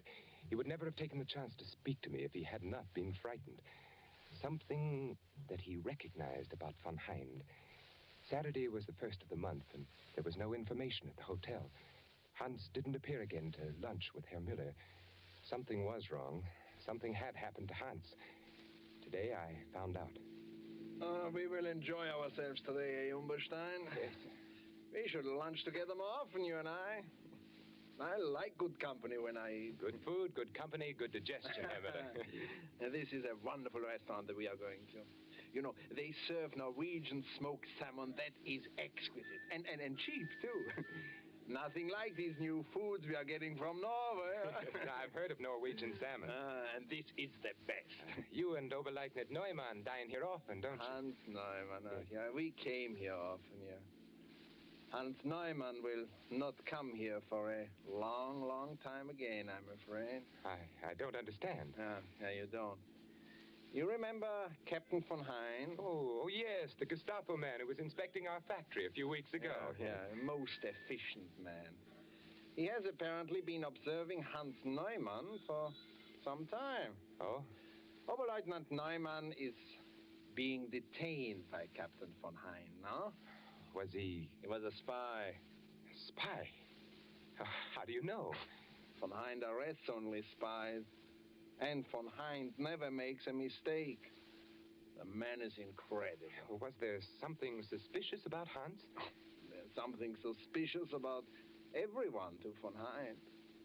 He himself asked me to cultivate Oberleutnant Neumann so that he could better observe his action. Yes, I noticed that you two lunch together very often. We lunch together at this very same restaurant you and I are going to now. That made it easy for Von Hind. Easy? Well, to study the man in leisure. von Hind always wants to be certain of his quarry. And where is Hans now? Who knows? Who knows what happens when Captain von Hind takes a man? Don't you admire such efficiency, Umberstein? Well, of course. Yeah, well, the captain did indicate that there were others to be rounded up, too. Well, here we are. Oh, look, you see them in the window? Norwegian salmon. Oh, they are beautiful, so red, so delicious. Are you hungry, Umberstein? What? Another tiny Oh, tarot yes, card. Yes. Oh, they do look delicious.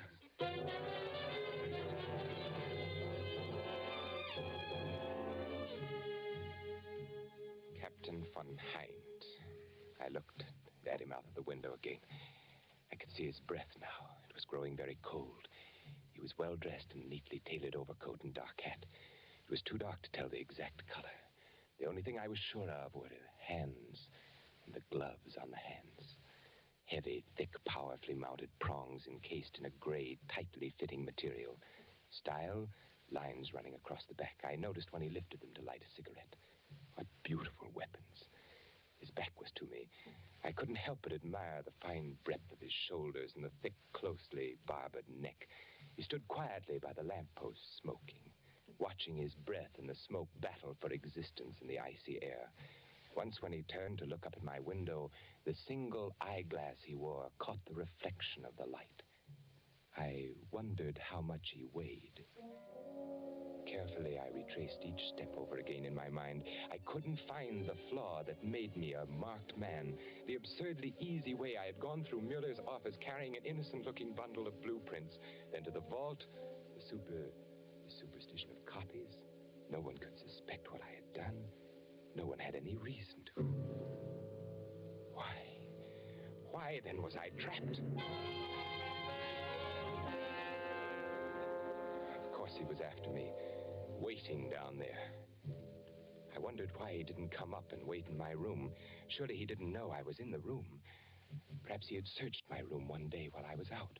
But what could he find? Nothing, absolutely nothing. A passport proving I was Charles Umberstein. A monogrammed suitcase bearing the initials C.U. Oh, A I few got a letters and bent old piece papers. here. Nothing at That's all. unfortunate. I had never talked.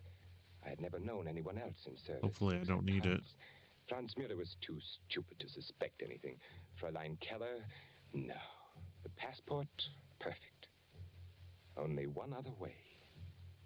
Only one other way could he possibly know. For an instant, the possible answer flashed through my brain. For a full 5 minutes, I watched him very discerningly. Could it be? Could it possibly be? The stillness of the street below was broken from time to time by the blare of an occasional horn and the rattle of armored cars carrying soldiers to different parts of the city. Turning from the window, I groped about in the darkness of my room, searching for the automatic I'm gonna I had need that concealed in piece, the and slit it's compartment bent. of my traveling That bag. sucks. When I found it, I tested the chamber. It was loaded. I jammed it in my coat pocket, and putting on my hat, I stood there by the window, watching him. He seemed very ominous, very assured, waiting for me. He must have been getting anxious with his long vigil. I watched him signal to an accomplice across the street. Walking back and forth under the streetlight, I noticed something familiar. Very familiar. A bolt from off the bed, tied to a piece of cord attached to the light switch. Near the radiator pipe, room enough to pass it through, the weighted end dragging the string to the lobby below. I picked up my suitcase and stepped out of the door. The hall was dark and quiet. I walked down the stairs. The lobby was empty, deserted. At the bottom of the stairs, I placed the suitcase by the door. Trying to think how to fix I this. to the desk. I don't know if it can be Hastily, fixed. I jammed a few bills in an envelope and addressed it to Fräulein Keller. Now, as I picked up my suitcase, I could see him very plainly. It's just out of bent the all to corner. heck. He was only a few feet from the entrance. Well, that's not good. The cord with its weighted end had fallen just short of the door. I stood there quietly. Here's the He looked piece, up at if my you want to room. see it. I It's pulled the cord. bent as shit. He was startled when the light went on upstairs, searching the window for a view of the occupant. I walked to the Aside door. from that, it's a cool I design opened for it. the bed. He looked at me, looked my way, gazed at me, point blank, seemed surprised. Then, assuring himself, he took a step toward me. Herr Umberstein. Herr Umberstein. Oh, you are... You are Charles Umberstein? Why, yes, Charles Umberstein, who entered Germany in 1936 from Austria? Here's my passport. Your passport, yes. I have always wanted to meet you, Charles Umberstein. I have always wanted to meet you face to face. You know who I am? Why, yes, you... I wonder. You know, the others I have had my men pick up. But you, I wanted to attend to personally. It's because you are Charles Umberstein. Now we will just... I'm sorry, my friend.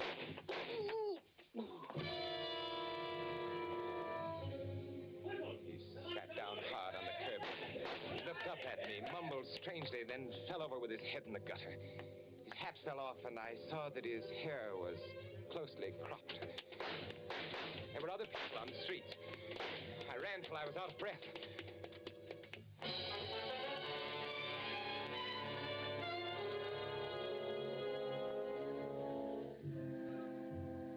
The next day, I picked up a Berlin paper on the railroad station. On the second page, I read the headline, Gestapo official murdered. Saturday, January 25th, Captain Charles von Hind, high-ranking official of the Gestapo intelligence service, was instantly killed last night by the bullets of an unknown assailant whom he was attempting to arrest on charges of espionage. Captain von Hind had been connected with the Gestapo since 1936.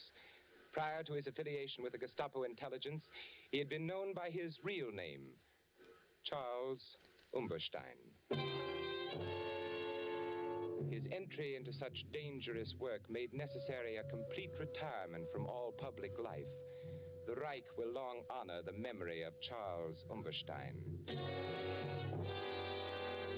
I wired flowers from Geneva with a card marked Sympathy, signed C.U.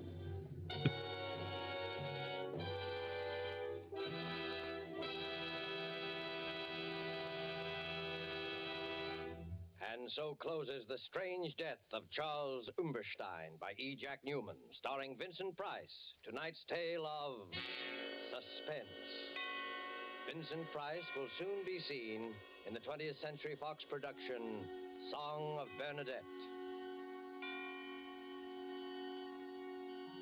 The producer and director of Suspense is William Spear. Music was composed by Lucien Morawick and conducted by Lud Gluskin. This is the Man in Black, who would like to draw your attention to the new day and time for Suspense, beginning next week, when Cary Grant will be our star.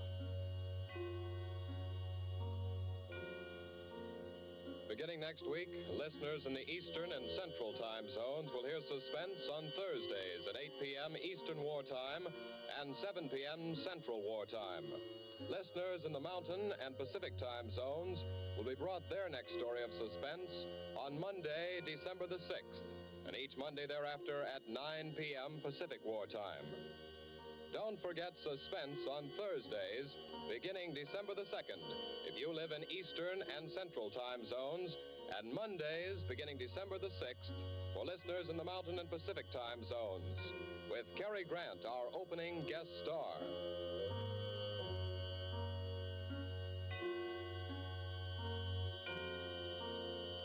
This is CBS, the Columbia Broadcasting System.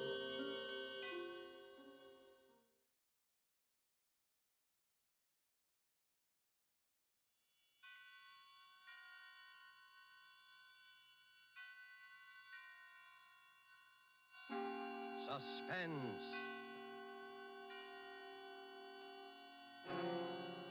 Presented by Roma Wines, made in California for enjoyment throughout the world. Salud. Your health, senor. The world toasts Roma, and Roma toasts the world. The wine for your table is Roma, made in California for enjoyment throughout the world. This is the Man in Black, here for Roma Wines to introduce this weekly half hour of suspense. I wonder if they're still around. Tonight in Hollywood, we are honored and happy to have with us one of the entertainment world's most distinguished gentlemen, Mr. Cary Grant. The suspense play which stars Cary Grant and which is produced and directed by William Spear is the exciting and tense bestseller by Cornell Woolrich called The Black Curtain. Suspense is compounded of mystery and suspicion and dangerous adventure. In this series, Roma brings you tales calculated to intrigue you, to stir your nerves, to offer you a precarious situation and then withhold the solution until the last possible moment. And so, with The Black Curtain and with the performance of Cary Grant, we again hope to keep you in suspense.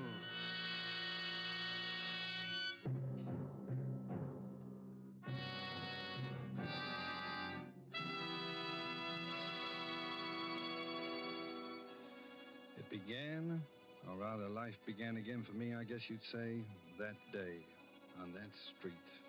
My head was pounding terribly. I could hear all the noise and the people milling around. Everything was a jumble at first.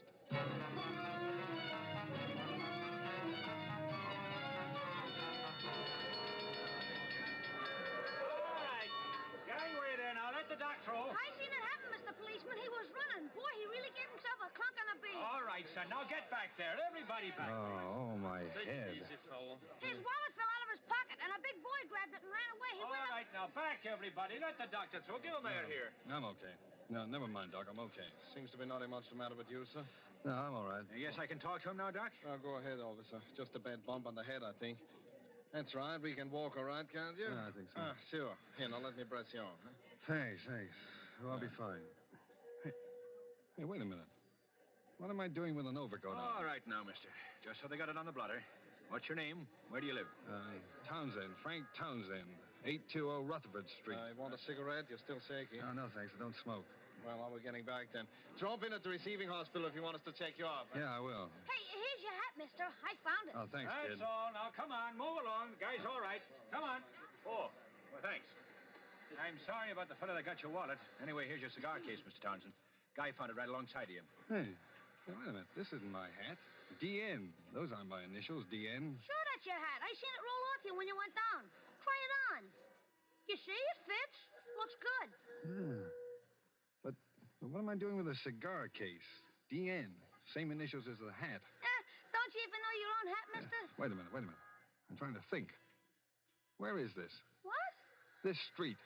You're on Tillery Street. Tillery Street?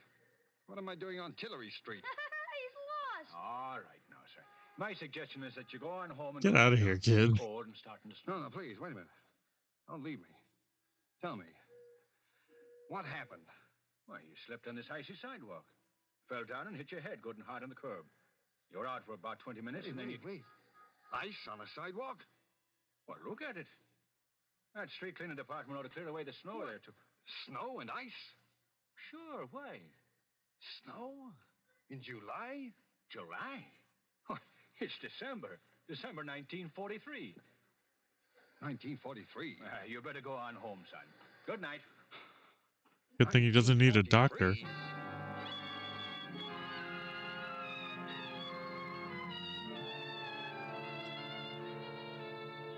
December 1943. The last I remember was July 1940. 3 years just gone. Amnesia. A black curtain comes down over your mind. That black curtain had been over mine for 3 years. Where had I been? Who had I been? I hadn't been Frank Townsend. I'd been someone else. DN. Someone whose initials were DN. I walked along Tillery Street thinking about it those 3 years. I could have been married. I could have been a thief. I could have... Something made me turn around on the street for a moment. That was when I first saw him. Gray eyes. He'd been talking to the cop who took my name. He looked up as I did. And then he started to walk rapidly in my direction. I backed away instinctively. Something about him spelled trouble. He called to me as he came forward. Hey, you, stop! Townsend! Instinctively, I knew I should run, get away from him. I looked back as I rounded the corner. He had a gun in his hand. He raised it. Then I turned, ran for my life.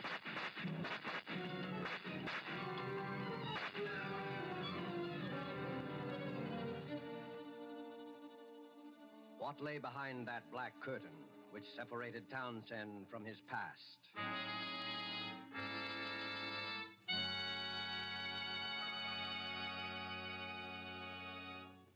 With this remarkable story, and with Hollywood's distinguished Cary Grant as our star, the Roma Wine Company of Fresno, California, tonight assumes the sponsorship of Suspense, radio's outstanding theater of thrills.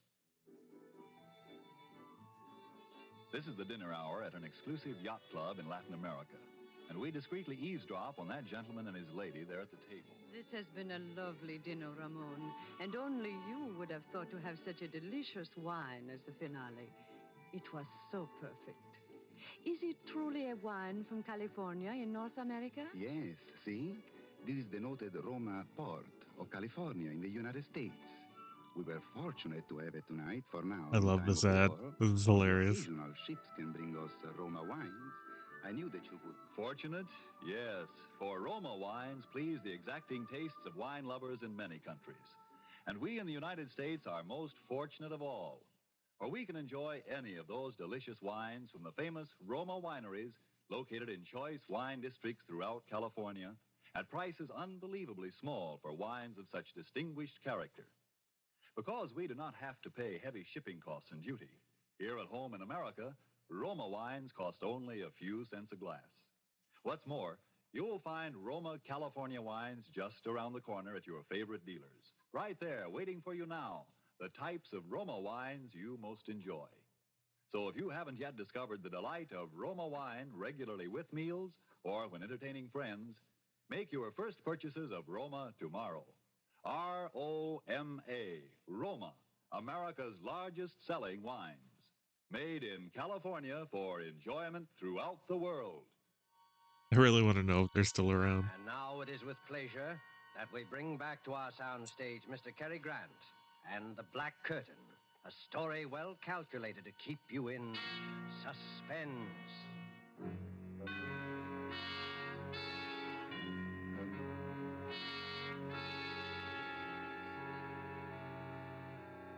Why was he following me with a gun? Why was he shooting What at did you? Gray Eyes want with me? I must have done something. I beat it down the subway and hid. I had to think it all out carefully. I knew I was on the spot for something. Gray Eyes meant business. What could it be? Who had I been during those last 3 years with that black curtain in front of them? What could it He had be? been a gangster, and he was one of a mob that wanted to rub me out. I didn't know. No identification, my wallet stolen. Nothing in my pockets that would help. Just DN in the hat, and DN on the cigar case. DN! My head was aching with worry. My stomach had panic in it. I had to find out who I'd been, what I'd done. But how? This guy's overacting is great. Tillery Street. That's where I'd been when I woke up. Tillery Street. Well, maybe Gray Eyes would go back there, too, looking for me. But I had to take that chance. Tillery Street.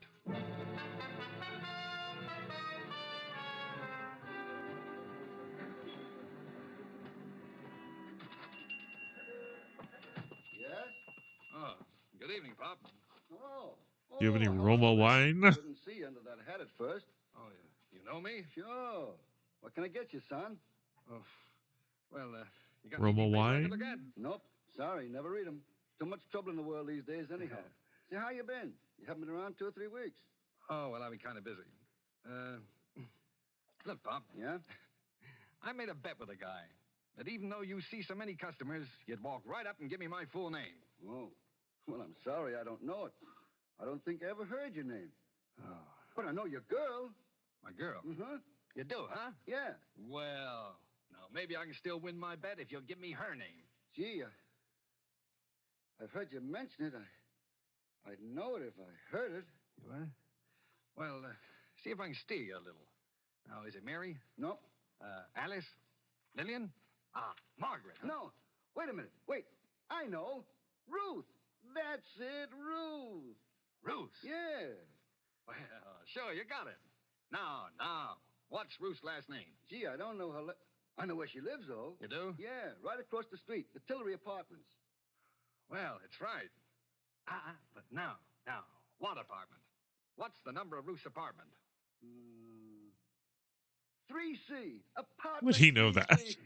Say, that's pretty good if I do say so. I was only there once, remember? The night I brought the sandwiches over. Well, thanks. Will you win your bet, mister? Huh?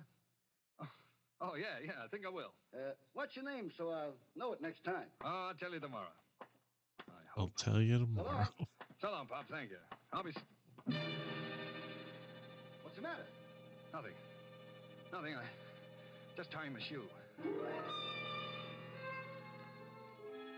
I'd just been going to walk out when I saw him standing across the street, gray eyes again. I ducked down behind the store window and watched him. He looked over in my direction and then up and down the street.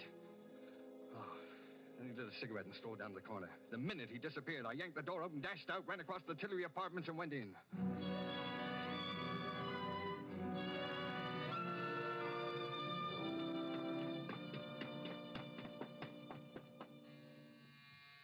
Who is it? Ruth, Yes? it's me. Dan! Oh, Danny, where have you been? Get in here. Oh, darling, it's really you. I thought you... Yeah, sure. Oh, Danny, why did you come here? He's been around here twice today. He may be in the neighborhood right now, for all you know. Who? Oh, well, Slattery, of course. Has he got gray eyes? What? Yeah. Did you ever see a detective that didn't?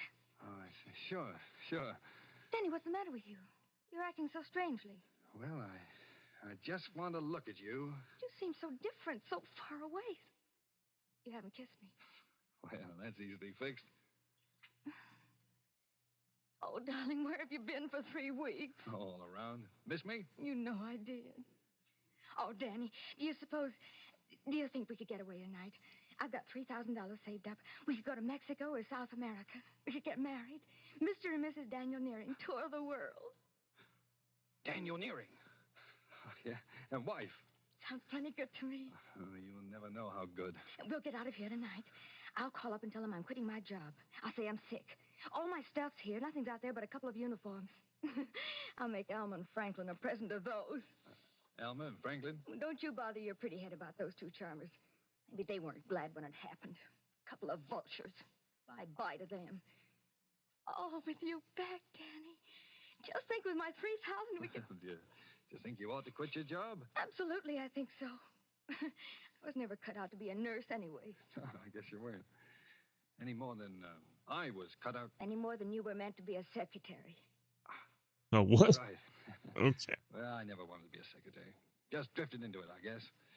Kind of got on my nerves, especially toward the end. You know, the boss was no cinch to work for. He certainly wasn't. He was a rat. The whole Dietrich bunch are mean, rotten, the whole family. Yeah, that's right. All except the old man. Oh, yeah, the old man. I sort of liked him, didn't I? And he loves you, Danny. I think he wished you'd been his son. Poor old man. He's the only reason I've stuck around out there this long. How are things out there? Oh, they've been questioning all of us. They've laid off lately, though, since you... Oh, Danny, don't let's talk any more about it. You're back. That's the main thing. I just want to forget New Jericho and the whole... New Jericho, huh? Yes. Oh, Danny. Danny, if only it hadn't happened. What hadn't? You know what? Oh, Danny, what's going to become of you and me? I wish I knew. Danny, get away from that window. Leave that shade down. He's down there. Who? Gray eyes. He's standing in front of the hydrant. He's coming in here, in the building. Oh, did he see you? Ruth, will you help me? What are you going to do? I'm going to give myself up. No, Well, it's better than getting shot at. What can they do to me? You crazy fool. They can send you to the chair. The chair? Well, what do you think happens to a man when he's guilty of murder? Murder? Ruth, listen to me. I'm not a murderer. If the whole world says I committed murder, I say I didn't. The me that's in me says I didn't. I never said you were, Danny. I always said you didn't do it. Oh, if you hadn't run away. So that's it. All right, Nearing. Open up. Why did you come here, Danny? Why? Ruth, wait. We got to get out of here. How about the fire escape shaft? Dumb waiter. Dumb waiter. Here. All right, get in. I'll stand on top and work the ropes. I don't think it can hold us both. Got to. Can you hear me? Yes, Danny. Danny, what do we do? We're going back there to New Jericho. New Jericho. No, Danny, don't, please, for me. Got to. I've got to find out. We're going together. No, Danny, no, I've got the money. We can get out of here and we... Stop it. Danny, ouch! My arm. You're hurting me. From here on in, we're sticking together. You're going to take me back there. Back where it happened. All right, darling. You're crazy, but I'll go wherever you go. I can't lose you again.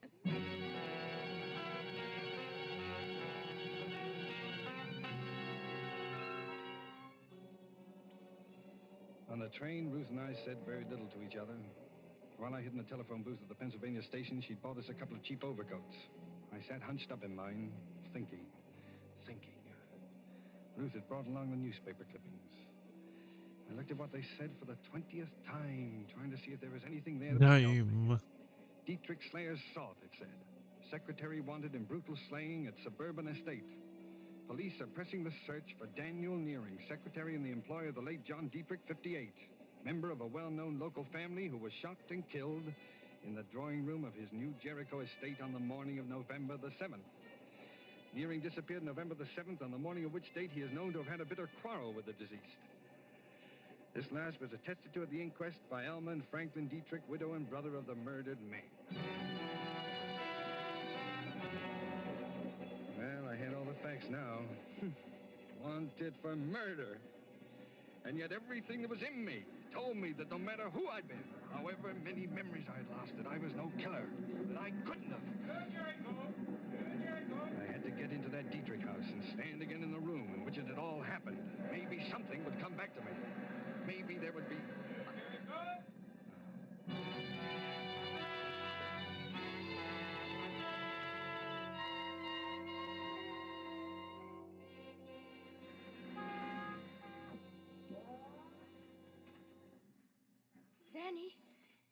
Danny. Over here, Ruth. It's dark. I couldn't see you. Alma and Franklin just left. They drove down to the village. Did they say anything about you being out here on your day off? Yeah. Alma said something, but I said I had nothing to do in town and came out to write some letters. Let's go, then. Oh, Danny, I'm scared. Please, let's not stay out You here. said you loved me. I do, Danny, I do. That's why I'm scared. They're only going to the village. They'll be back in half an hour at the most. Go on, open the door, Ruth. Hurry. I've got to see the inside. That room, the place where it happened. It's wrong, Danny. I'm telling you, you're wrong. They'll find you. Now, open the door, Ruth. Quickly. All right. Now, let's have a look at that room. Please, Danny, please don't. Don't talk about it. So this is where I'm supposed to have murdered John Dietrich, huh? Danny, please. Where was it? Show me exactly where it was, Ruth. I've got to know. It was there. Right there. He was standing by the grandfather's clock when... Oh, are you going crazy, Danny? If they get you, you'll hang. By the clock, huh? You still believe in me, don't you, Ruth? I believe you, Danny, but I'm scared. I love you. Ruth, wait a minute. What's that? Listen. It's only the old man. He's asleep in that room off there. Don't go in there, Danny. You'll wake him. I want to see him. No. No, don't, Danny. He can't help you. You know he's paralyzed and he can't talk. Turn on the light. I want to see him. There, you woke him. It's me, Mr. Dietrich. Ruth. This is Danny. You remember Danny, don't you? Hello, Mr. Dietrich. See how his eyes are shining. Yeah. Was he here when it happened? You know that, Danny. Why do you ask such funny questions? He's been in bed here for 5 years. That mirror. On the wall there. The clock. Look. You can see the grandfather's clock in the other room. What are you getting at, Danny? He could see it. The old man could see the murder through the mirror. Oh, if only he could talk. He can't talk. You scare me, Danny. He saw the man who killed John Dietrich. Look, look. He understands what I'm saying. He's blinking his eyes. Oh, stop torturing him, Danny. Can't you see what you're doing? He's trying to say something. Look. Look. His eyes are blinking. He's going to help me. Go outside and watch, Ruth. Go on. Now watch out at the entranceway. Be careful, Danny. Please, they'll be back any minute. All right, leave me alone with him. And I'll call if I hear them coming. Look now, Mr. Dietrich. Don't be afraid. I'm going to ask you a question, and you're going to answer me. Are you trying to tell me something about the murder? Now, Blink your eyes. Blink twice if you are. And that's it. Once. Twice. That's good. Did you see it happen? Here, in your mirror. Blink once if the answer is no. Twice if the answer is yes. Once. Twice. You did, huh? You saw it. Now then, is the murderer in this house? Danny, they're coming. Let's Franklin, ask him run. it's him. Out of here, hide. Run, Danny, run. Is the murderer in this house? Blink once for no, twice for yes. Yes, in this house. Danny, they're coming. Wait, I've almost got it. Now, Mr. Dietrich, was it me? Once for no, twice for yes. Was it me? Get out of here, Danny, into the big room behind the curtain. I'll talk to them. All right. Well, thanks, Mr. Dietrich. I'll be back. Ruth? Ruth, is that you in Father's room? Yes. Are you here alone? Why, yes. Why? Well, we thought we heard voices. What are you so jittery about, Ruth? I'm just tired, that's all. May I go to bed now? Father's still awake, Ruth. He'll go to sleep, all right. I'm going upstairs, Mrs. Dietrich, now. Good night, Ruth. And take your flashlight with you. Oh, I'm sorry. It was dark on the Take road your tonight. flashlight. Good night, Ruth. Good night. She's brought him back here with her. Him, I think. Who? Dan?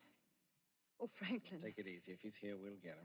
After the evidence we gave against him at the hearing, I'm frightened. Let's get out of here fast. I'll go to the village for the police. Call the police. No, I'll do it. Hello? Hello? It's too late. It's dead. The wire's cut. Come on, we'll both drive to the village. But he may be waiting for us out by the car. Oh. What? Yeah. What are you doing there, Franklin? I think I just might need my gun. Okay.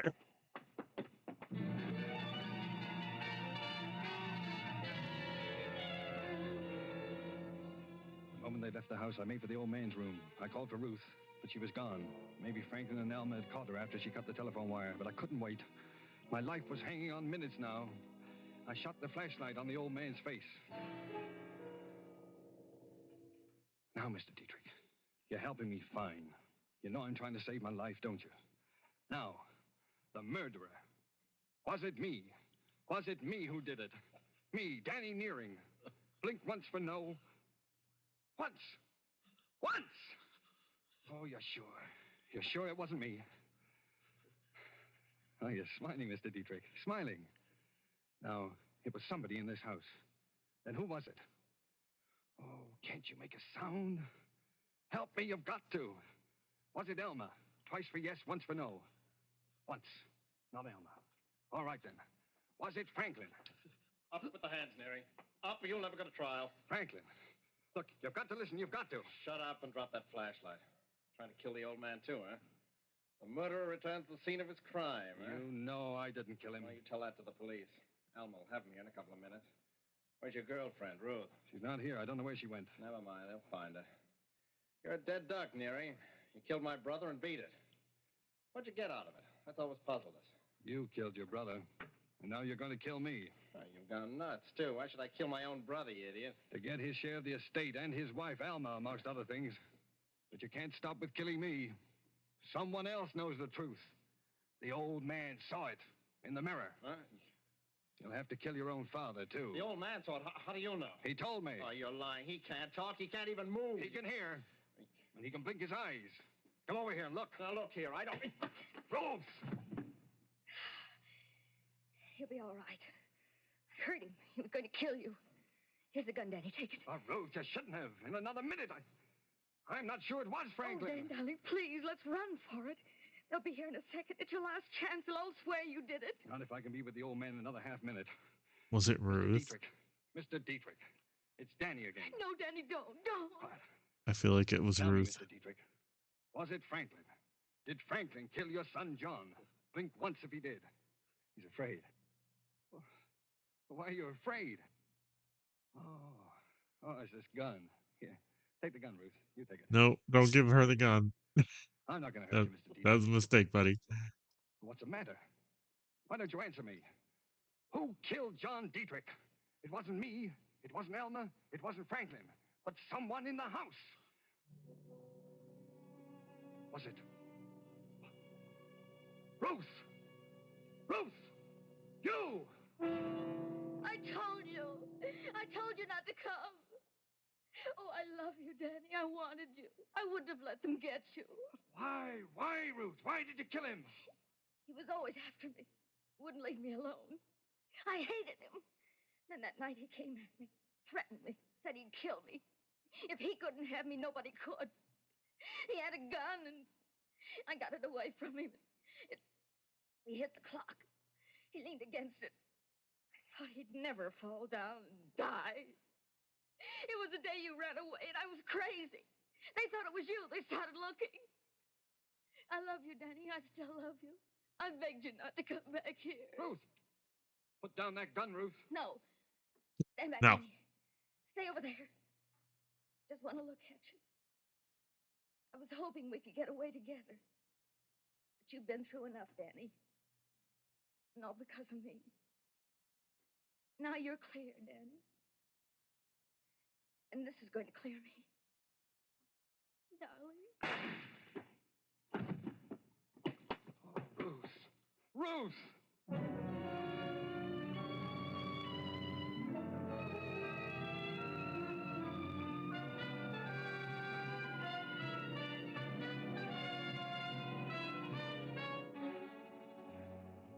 Well, I guess that's about all there is to tell. I tried to put it all behind me, to resume my life where it left off over 3 years ago. Sometimes when it gets toward evening, I go and walk along Tillery Street. Once in a while, somebody I don't know, will say, "Hello, Danny." I just say hello and walk on. I don't want to find out anything anymore. I want it all to die away and be still. And it will. All except Ruth. Because somewhere behind that black curtain, I was loved and loved someone. We must have known a love that I'll never know again. Sorry. That's uninteresting. Usually in stories like this, it's like, oh, I got my memory back. I like that they didn't give him the happy ending. And so closes The Black Curtain, starring Mr. Cary Grant. Tonight's tale of suspense. Since the beginnings of history, people have enjoyed wine. Ages ago, our ancestors found that wine made any food taste better. Wine is a simple pleasure that anyone can enjoy. That is why Roma has devoted all its wine-making skill to producing wines of fine quality at a price that means you can enjoy them often, just a few cents a glass. Don't feel that you need fine crystal or a special occasion to serve Roma wines. Next time you have a quick supper, serve Roma wine in plain tumblers with your spaghetti or cold meats. And notice how much more enjoyment and zest it adds to the meal. Serve Roma wine often, cool or chilled. You'll quickly discover why Roma, R-O-M-A, Roma wines are America's largest selling wines. Yes, Roma wines are true to type. Roma wines are faithful in flavor. Roma wines are sound of character. Roma wines are reasonable in cost. Made in California for enjoyment throughout the world. Our thanks to Cary Grant for his suspenseful performance here tonight. And Mr. Grant wants us to say that he will be listening with you next week at the same hour to Mr. Robert Young in the story called The Night Reveals. Don't forget then, next week, same time, for Robert Young in Suspense. Presented by Roma Wines, R-O-M-A, made in California for enjoyment throughout the world. This is the Columbia Broadcasting System. This is strange. There's usually a flat slat they want you to put in the... They did it in these three sides, but not in this one. And I'm not sure why. That's very odd. Suspense.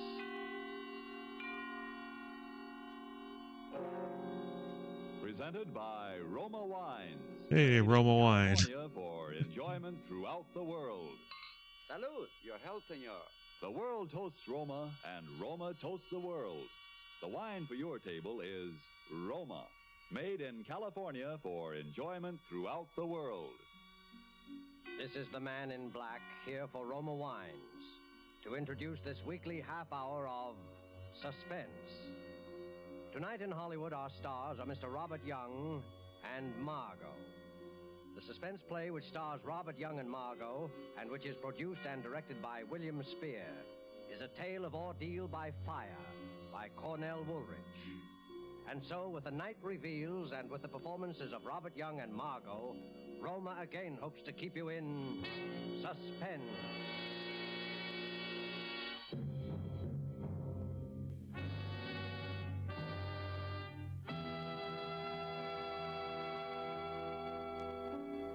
Go ahead, tell us the story, Mr. Jordan.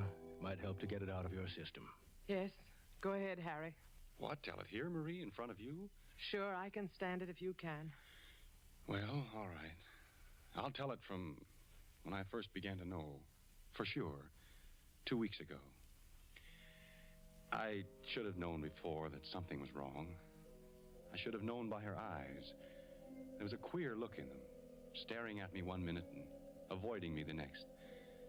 Well, I came home late one Monday night. They were asleep, my son Johnny and my wife here, Marie. I lay in bed reviewing my day's work.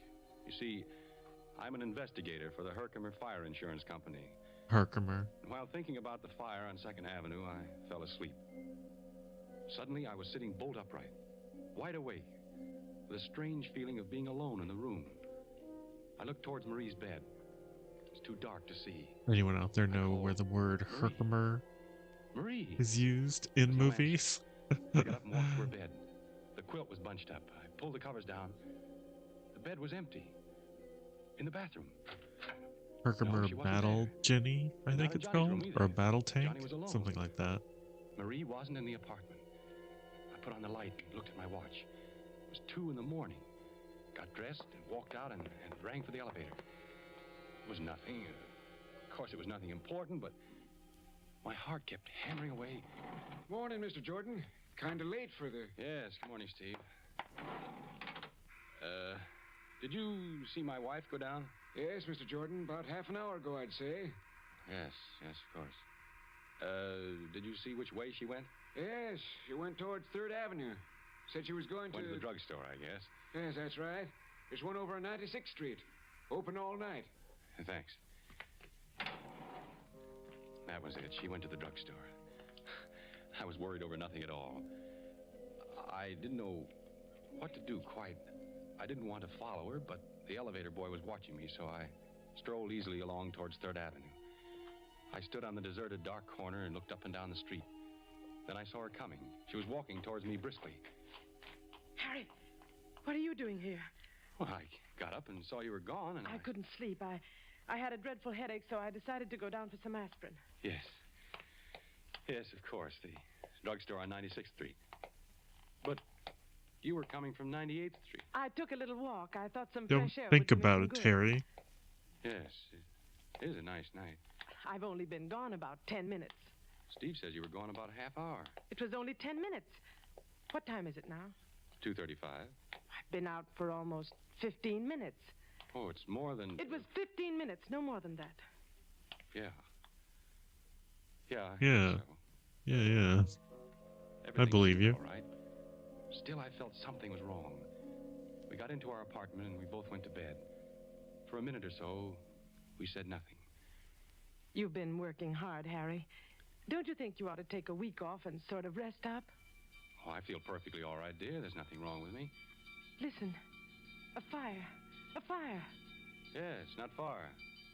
Over east a couple of blocks. By the river, I'd say. That's my district. A fire. Oh, what the... Hello. Hello, Harry. I'm sorry to wake you in the middle of the night. There's a bad one over near you between 2nd and 3rd. Maybe a total loss. Between 2nd and 3rd, Mr. Parmenter? An apartment building? Yeah, 98th Street. How would they know that fast? I called you because I'd like you to go there direct first thing in the morning instead of come at the office, okay? I'll meet you there. Okay, Mr. Parmenter. Good night. A fire? On 98th Street? Yeah. I couldn't see Marie in the dark. I knew she was staring at me. I was very tired. Good night, Marie. Good night, Harry.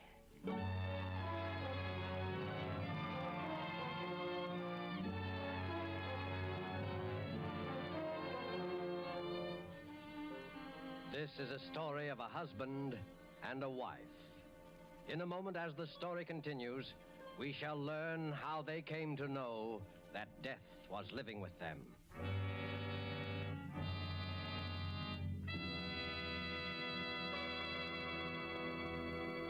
Tonight, the Roma Wine Company of Fresno, California, brings you Robert Young and Margot as stars of Suspense, radio's outstanding theater of thrills.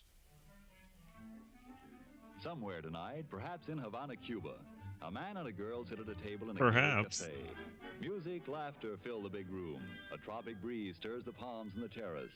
As we watch, the young man pours wine into their glasses. They raise them in a toast to each other. Salud. Salud. An excellent wine, verdad? As pleasant to the taste as your beauty is to the eye. Do you know where this fine wine comes from? It comes from our good neighbor to the north, Los Estados Unidos, from America. His name is Roma. Yes, Roma. from our own America, from our own sunny California come Roma wines. Made in California for the enjoyment of the world. Doesn't that tell you all you need to know to make you want to choose Roma wines for your own use? Whether your particular preference is for a nut brown sherry, a delicious red claret, a full-bodied burgundy, when you choose Roma, you know you are getting the world's best wine value. For Roma wines are America's largest selling wines. Only through such tremendous popularity can Roma afford to sell so reasonably wines into which have gone all the care and wine knowledge that produce wine masterpieces. How many is a times Roma can you say for wine? every taste. Simply choose the one you like best. Roma wine, made in California for enjoyment throughout the world.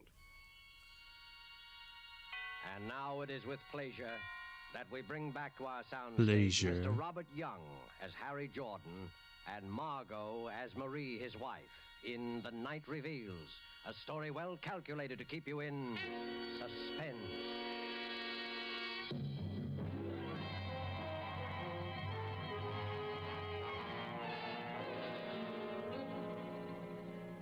Go on, Mr. Jordan. Well, gentlemen, the next morning I went over to 98th Street to inspect the remains of number 340 and to see if there was evidence of anything suspicious about the origin of the fire.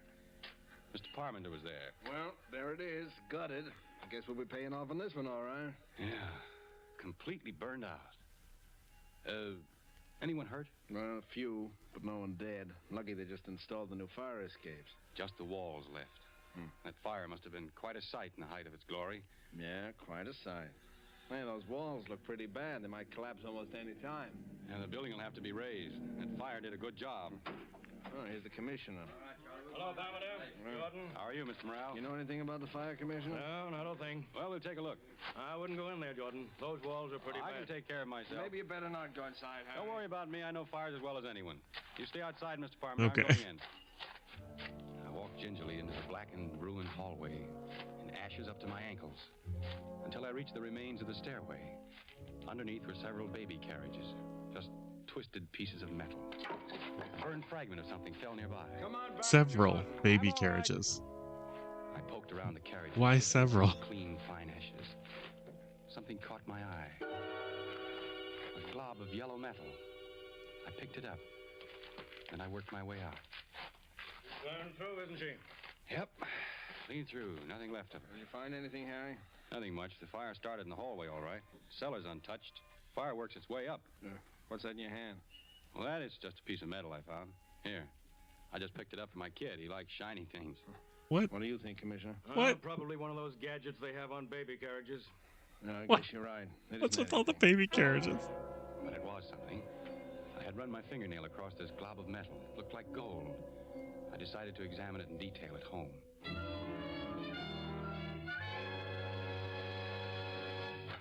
Hello, Daddy. Hiya, Johnny. Mama says I was bad today. Harry, you're home early. Yes, I got through sooner than I expected, and What is it, Harry? Your locket. You're not wearing it. You never had it off before. My locket? Well, don't you remember? Daddy, can I go over to see Davy Taylor for a minute? Yeah, go ahead, Johnny. All right. Gee, thanks, Daddy. You shouldn't have done that. I didn't want him to go. He hasn't had his dinner. Never mind, Johnny. What did you say happened to the locket? Forget that kid. Well, I gave it to you. To me? Yes, I put it in your pocket to have it fixed. The catch was loose. I don't remember. You've been very forgetful lately.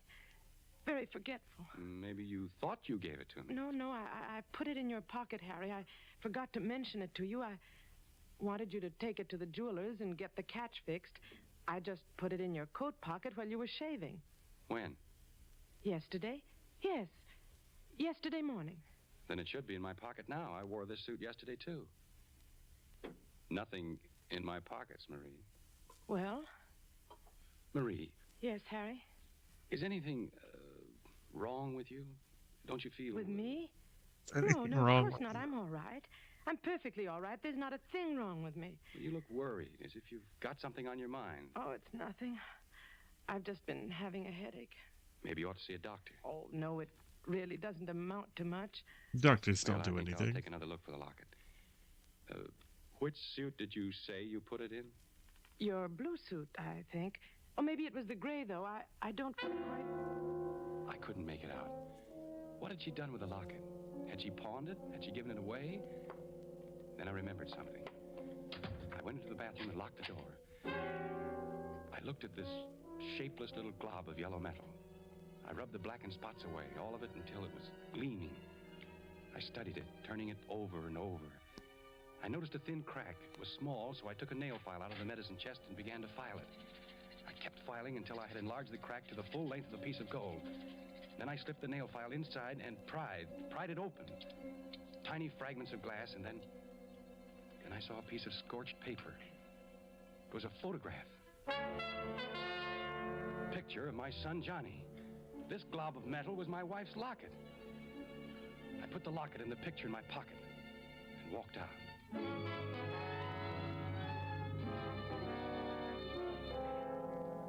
For the next hour, I sat trying to read a book while Marie busied herself, first feeding Johnny and then helping him with his homework.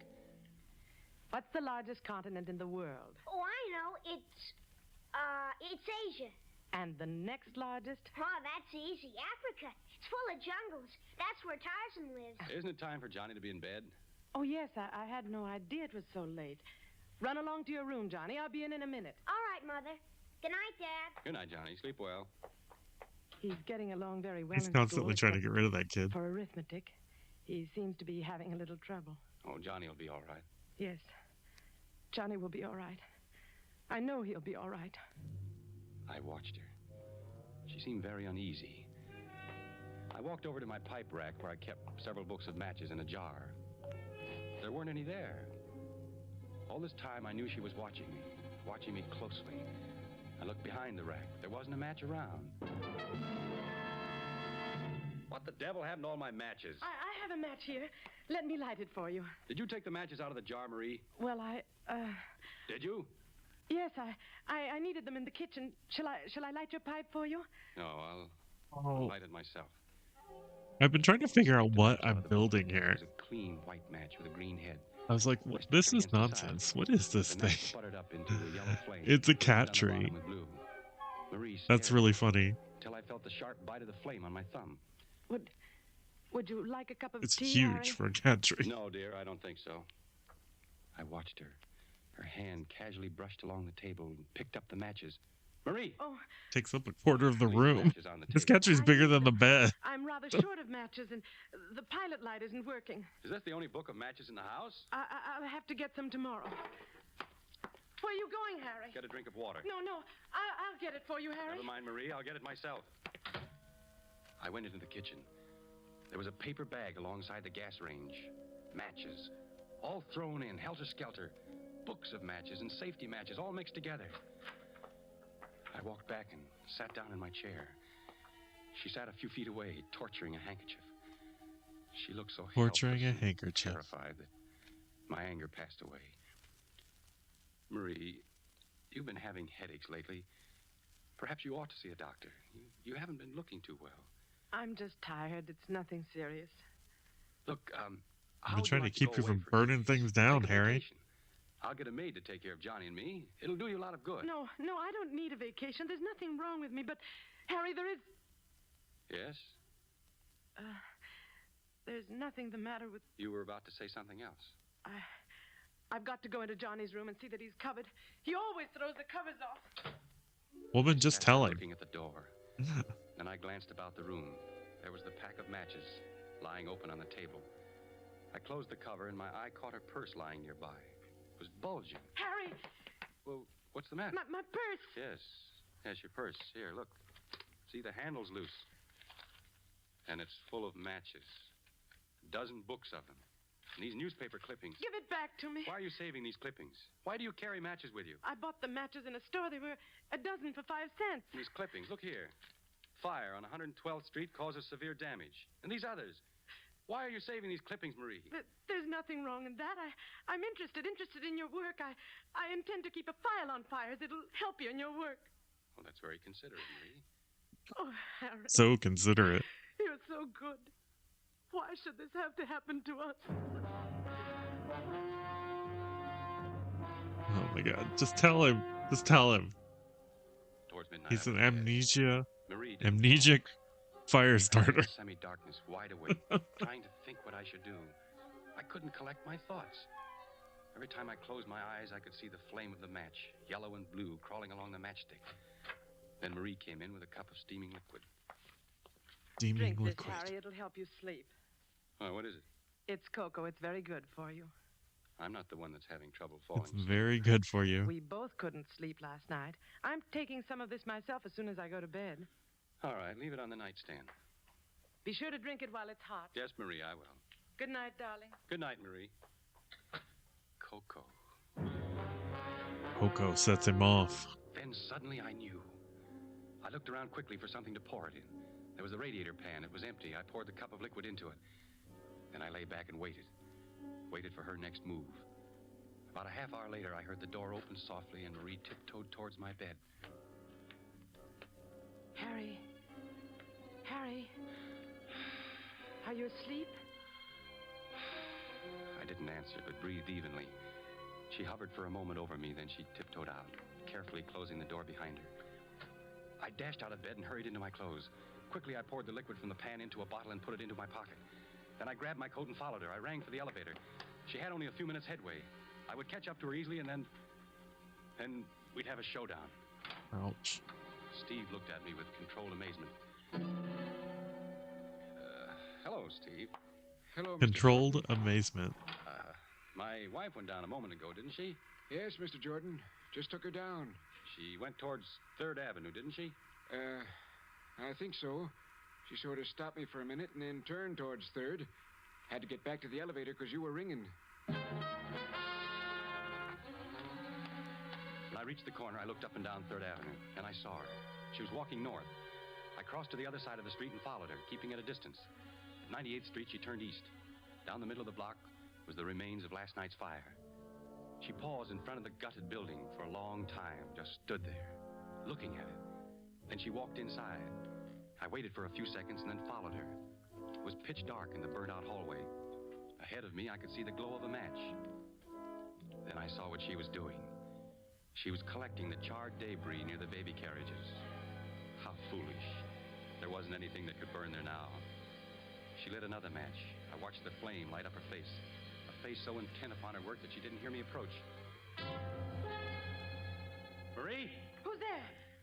It's me, Harry. Harry, why did you... Come along, Marie. We'd better get out of here. The police. I took her hand, and without a word, she came along. We walked home in complete silence. We both knew. When we came to our apartment house, I stopped and rang for the elevator. In the light of the hallway, I could see her face. My wife's face. Ashy gray. Her eyes bright and painful. You run upstairs, Marie. I'll be along in a minute. Harry, where are you going? I'll be right back. Please, Harry, don't do anything. You run along, Marie. You're not going to... No, I'm only going to the drugstore to get something. I'll be back in a To few get something. And burn it down. I came home a half hour later. She was waiting for me. Did you do it, Harry? Harry, please tell me. I've got to know. I had the cocoa you gave me analyzed. I'm sorry. I had to do it. Don't you see? I couldn't help it. It was very easy for the druggist, especially when I told him what I thought was in it. What? Sodium amytal. That's the stuff that makes you sleep through an earthquake. Please try to understand, Harry. You must understand. Is the kid asleep? Yes, Johnny's all right. The kid. I was sorry for Marie. She looked so haggard and worn. It wasn't her fault. I was sorry for myself. My head was roaring. I wasn't feeling too well. Kept seeing sparks in front of my eyes. I closed my eyes for a moment. Let's go to bed, Harry. Marie, we can do something. Let's burn up every match. Every match in the house. We'll never bring another match in here. No, Harry, we can't do that. You don't want to? No, Harry, not now. See, this is the first book. It's turning black. We'll do it with every book of matches. It's no use. It's no use, Harry. Strange, isn't it, that this should happen to me? Me, a fire inspector. That's funny. Give me the matches, Marie, all the matches. No, I can't do it. I won't. Give them to me. Please, please, please don't take them. I'll do anything you want, anything. Where did you hide them? Tell me, where are they? Inside the range, behind the paper bag. I dropped her hand and she sank to the floor in a huddle, weeping. Then I went into the kitchen and got all the matches. By now, my anger was cooling off. Look, Marie, look up. See? I'll light each book of matches one at a time until they're all gone up in smoke. The yellow flame licked its way down the matches. The cover caught fire and blackened. I watched her look at the flame with dazed eyes. Listen, Harry, do you hear? Just someone in the hall. Oh, it's more than someone. Something's happened. Something has happened. I'll take a look. Hey, Mr. Jordan, the house is on fire. The house is on fire. Yes, Marie, wake up Johnny. Johnny!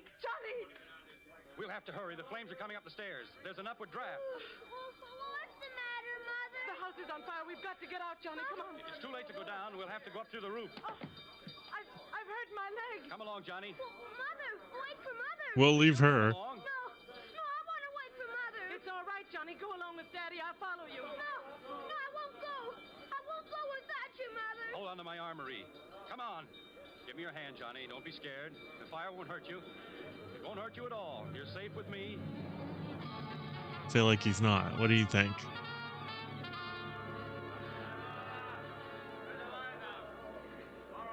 We made our way upstairs, very slowly because of Marie's sprained ankle. Finally, we got to the roof. There were some firemen on the next roof. About 10 feet separated the two buildings.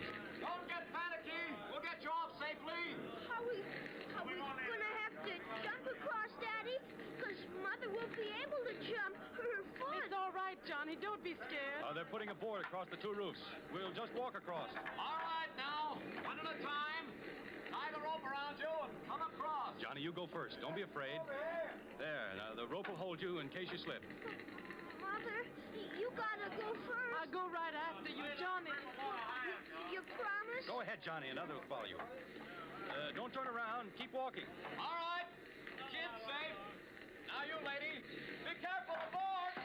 Hey, the board slipped off. Hurry, one of you guys. Get another board.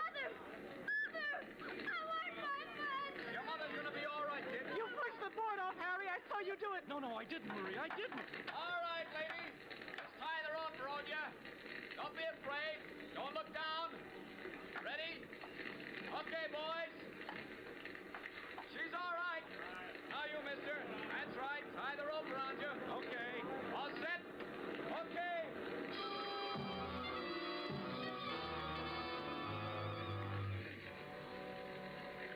On the ground, we stood there, the three of us, watching the fire. Sparks were shooting up through the hole where it had bitten through. Great flames shot out, stabbing at the sky. The top of the roof was burning now. A red flame crawled along, searching out the inflammable spots. A wooden pole caught fire and blazed up in a long, narrow, curving arc. The wind was helping her.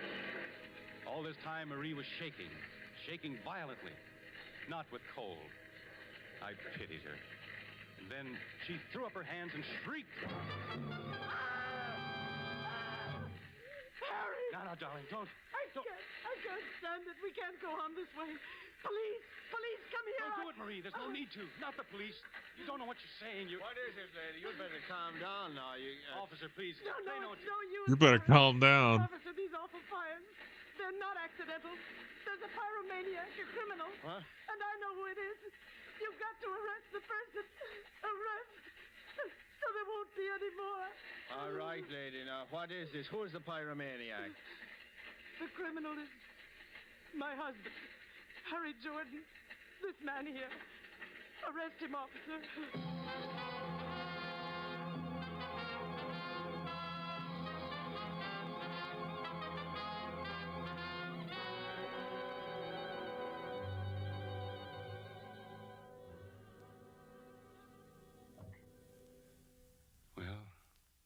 That's about all there is to the story, gentlemen.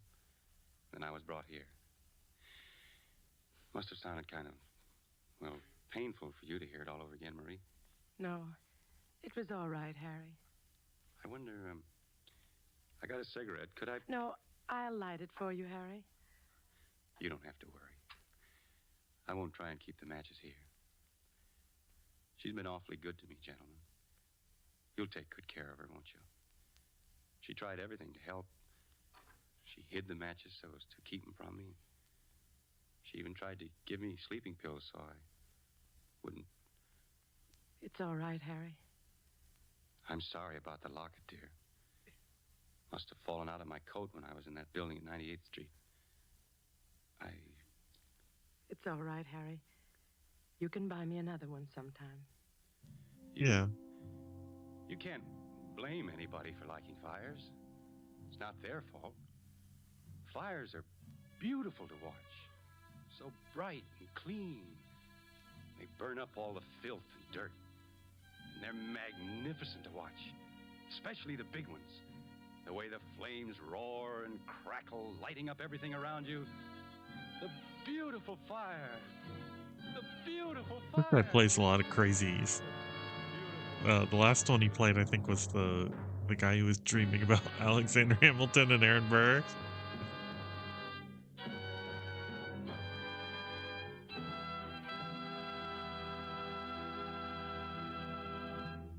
And so closes The Night Reveals, starring Mr. Robert Young and Margot. Tonight's tale of suspense. I want you to know that the distinguished Roma California wines include the most enjoyable types for every possible occasion. Dry table wines, red and white, appetizer and dessert wines, and also champagne and sparkling burgundy. Nothing can add more downright pleasure to your meals or to your entertainment of friends. And no enjoyment could be more economical. For not only are they supremely delicious, Roma wines are America's largest selling wines, and they cost only a few cents a glass. The vast quantities regularly purchased and enjoyed by wine lovers, the advantageous locations of the great Roma wineries in the favored wine districts throughout California, these things permit truly modest prices that make Roma wines the world's outstanding wine values. Roma, R-O-M-A. Roma wines are true to type. Roma wines are faithful in flavor. Roma wines are sound of character. Roma wines are reasonable in cost. Made in California for enjoyment throughout the world. This is Robert Young. It's been a great pleasure for me to appear tonight on Suspense, one of my very favorite programs. And I know you'll want to be listening next Thursday when my friend and colleague at Metro-Goldwyn-Mayer, Mr. Charles Lawton, will be your star. Don't forget then, next Thursday, same time, for Charles Lawton in Suspense. Presented Those by rhymes. Roma Wines, R-O-M-A. Made in California for enjoyment throughout the world. This is the Columbia Broadcasting System. This. Oh, I think I got the wrong one.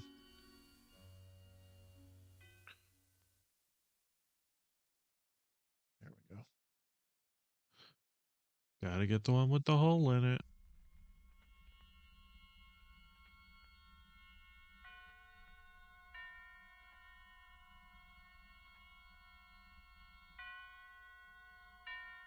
Come on. There we go. Suspense. Oh, that doesn't stay on there very Presented nicely. by Roma Wines. Made in California for enjoyment throughout the world. Salud, your health, senor. Roma toasts the world. The wine for your table is Roma. Made in California for enjoyment throughout the world. This is the Man in Black, here for the Roma Wine Company of Fresno, California, to introduce this weekly half hour of suspense. Tonight in Hollywood, Roma brings you the MGM star, Mr. Charles Lawton. The suspense play which This is stars kinda Charles loose. Lawton and which is produced and directed by William Spear is called Wet Saturday. This remarkable and sardonic story is rather difficult to describe. It most certainly isn't a whodunit. Is it, Mr. Lawton? No, it definitely isn't. The question involved is not at all a matter of who done it. It's a matter of whether or not the who done it is going to get it in the neck. And if not, then who is, regardless of who actually done it? It's very complicated. Very well put, sir. And before the curtain rises on suspense, will you eavesdrop with me a moment? Dinner is over. A delightful dinner in one of the great homes of a land far to the south.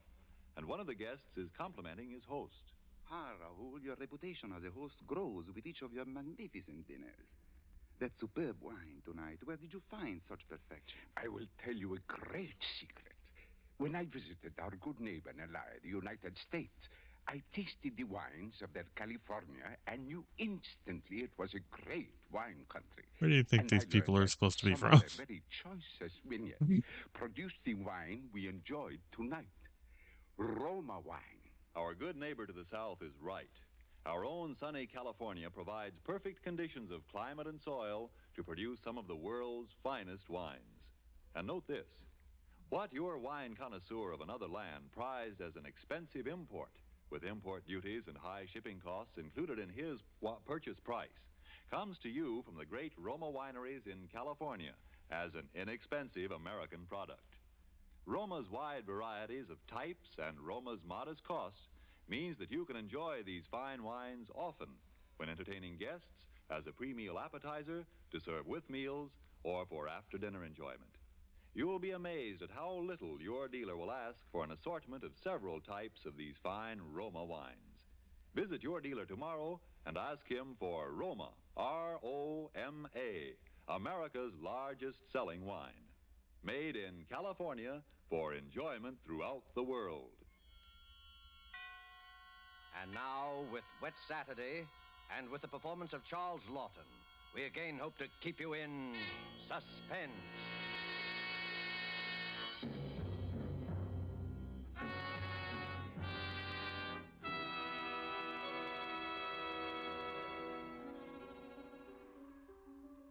On this rainy afternoon, we should like you to meet the Princey family and their visitor. They are, of course, at home. Mrs. Princey, daughter Millicent, George, the son and heir, sprawled on a couch, and finally, Mr. Princey, biting on a dry pipe. Their living room is dull and overstuffed. Rain beats at the windows. They are any middle-class family at home on a wet day, except for one small item. As you sit with them in the living room, you can see through the door to the sun porch a pair of men's feet encased in high black shoes. They look like the feet of a curate. There is a tenseness in the room. The air is charged with excitement. But the feet are very still.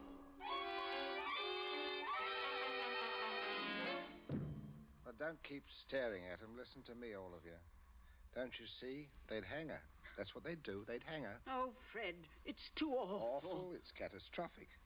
A supposedly sweet, gentle, intelligent girl, respected and loved by the whole village, doing a thing like this. Think of the publicity and the disgrace. Do you think I'm going to resign from the bench, the vestry, and sell out and live in some foggy hotel abroad? Oh, no. No. No. I'll kill myself. I will. Don't be a fool. Any more than you have been, the governor, me. Will you be quiet? Wouldn't be so bad if it were you, George. Everybody in the village knows you're not responsible. Get off that couch and sit up in your spine. You might be of a little use here if you could think. Oh, but I say, Governor, this isn't my funeral. Shut up. As long as I can remember, George, you've been a trial and tribulation to me. Oh, I can't stand it. I can't stand it. You've got to stand it, my dear. And keep that hysterical note out of your voice.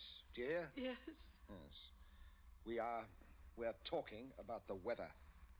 Now, George. Yeah? George, if he fell down the old well, say, striking his head several times, what about that? I really don't know, Governor. What about it? Don't be an ass, George. I'm asking you to think. He'd have had to hit the side several times at 30 or 40 feet and at all the correct angles. No, I'm afraid not. I'm afraid that won't do it. Oh, we'll have to go over it all again, Millicent. Oh, no, Father. No, I couldn't. Millicent, we must go over it all again. Fred, you're torturing her. Oh, face facts, mater. With him lying there, no use pretending it's a picnic. They might hang you, Millicent. Oh, do stop that shaking. Stop it, Millicent. Stop it. You must stop it. And you must keep your voice quiet, Millicent. We are talking about the weather. Now we will proceed. I can't. Not with those feet there. You should have thought of that, Millie. I'm not moving her. Shut up, George. And stop shuffling your feet. Now, Millicent, look at me and answer me truthfully. Do you hear? Answer me. You were in the croquet court? Yes. Who knew you were in love with this wretched curate? The whole village knows. They've been sniggering about it in the pub for the 3 years past. Shut up, George. Millicent, we continue. You were on the croquet court? Yes. You were putting the croquet set into its box? Yes, it was starting to rain. I was carrying the balls and mallets into the sun porch. The box was there. You heard someone enter the garden gate and come across the yard? Yes. Could you see who it was? Not at first. I was going into the sun porch. I threw down all the mallets but the red one and turned round. And it was Withers? Yes. So you called him? Yes. Loudly? Oh. Did you call him loudly? Could anyone have heard? No, Father, I'm sure not. I didn't really call him. I just spoke his name. He saw me as I went to the door, and he just waved his hand and came over. Now, can I find out from you whether there was anyone about, whether he could have been seen? I'm sure not, Father.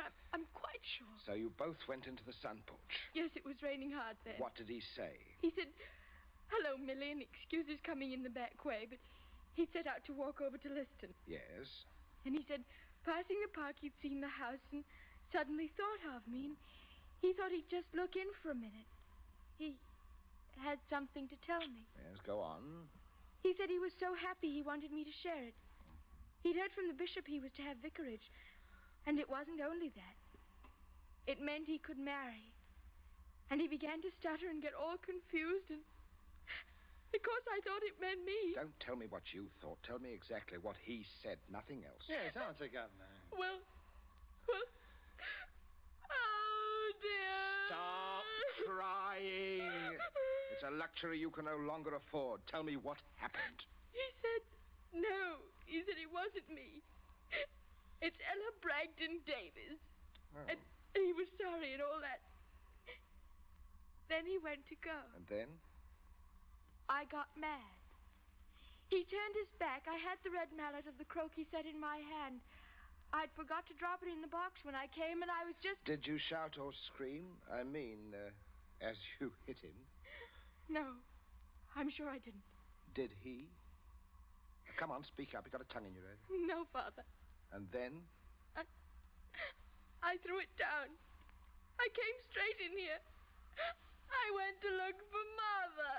That's all. My poor baby. And you're sure no one else was about? No one. Leave the child alone, Fred. You're not such a child, Mater. Oh, Millie, I had no idea. George, will you keep quiet? I'm thinking. You see, George, he probably told people he was going to Liston. Certainly no one knows he came here, for he didn't decide until he crossed the park. He might have been attacked in the woods. We must consider every detail.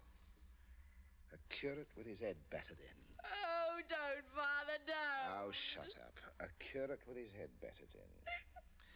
A curate with his head battered in. Well, who would want to kill Withers? Who'd want to kill Withers? Well, I would, with pleasure.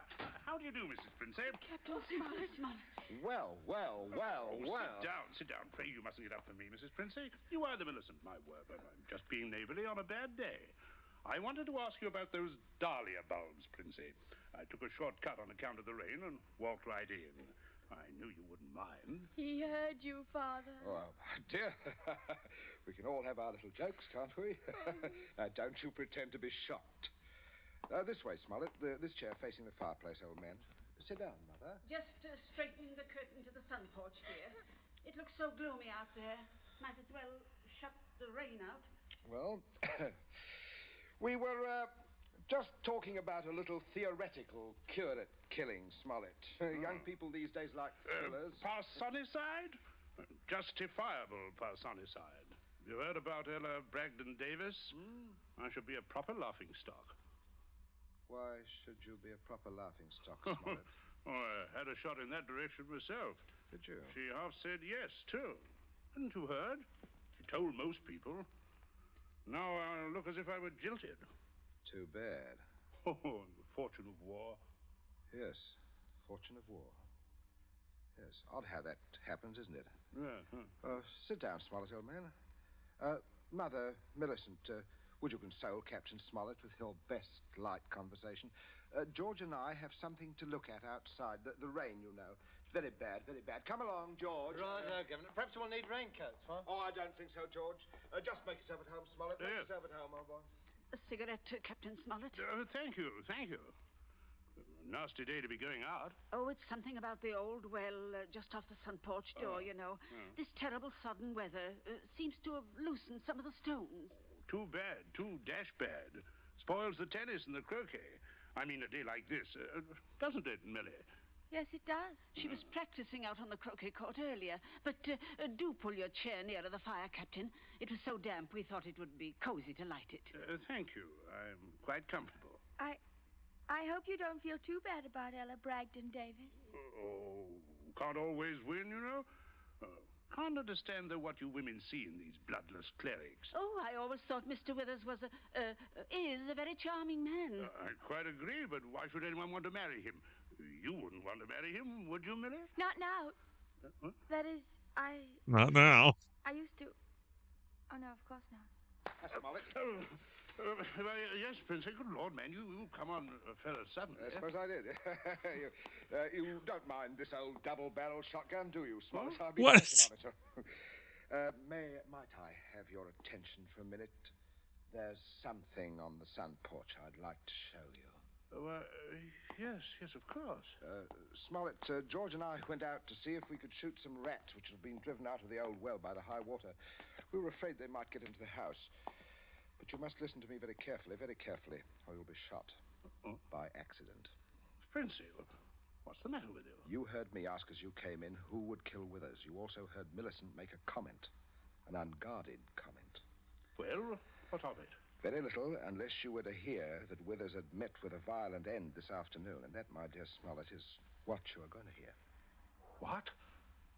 Withers dead? Yes. Who killed him? Millicent. Oh. Good Lord. Oh, shut up, sniveling Millie. Yes, it's a mess. And of course you would have remembered and guessed. Oh, maybe, yes, I suppose I should. Therefore, you constitute a problem. Why did she kill him? It's one of those disgusting things. Pitiable, too, I think. She deluded herself that he was in love with her. Good heavens. Millie, yes, of course, I see. He told her about the Davis girl, Ella Bragdon, Davis. I understand. I have no wish, as you will comprehend, that she should be proved either a lunatic or a murderess. I could hardly go on living here after that, could I? Besides, I'm rather fond of Millie. Quite. On the other hand, you know about it. Yes, I see. That makes me a problem. You were wondering if I could keep my mouth shut. If I promised? I'm wondering if I could believe you. But if I promised? If things went smoothly, yes. If I promised, though. Suspicion or any questioning. You would be afraid of being an accessory. I don't know. I do. What are we going to do? I can't see anything else. I mean, you'll never be fool enough to do me in. You can't get rid of two corpses. Well, I regard it as a better risk than the other. It could be an accident, or you and Withers could both disappear. There are possibilities in that, of course. Listen, you can't... I can. But there may be a way out. There is, Smollett. You gave it to me yourself. I did? What? Well, you said you would kill Withers. You have a motive. Oh, look here now. I was listen, joking. Smollett, I can't trust you. You must trust me, or else I will kill you now in the next minute. I mean that. You can choose between living and dying. Go on. There's the old well just outside the sun porch door. That's where I'm going to put Withers. No one outside knows he's come up here this afternoon. No one will ever look there for him unless you tell them. Now, you must give me evidence that you have murdered Withers. I murdered him? Why do you want that? So that I shall be dead sure that you'll never open your lips on the subject. I see. What evidence? George? Yes, Governor? Hit him in the face. Sure. You keep out of this, man. Captain, You should be more careful. Look what your teeth did to my knuckle. Do it again, George. Okay.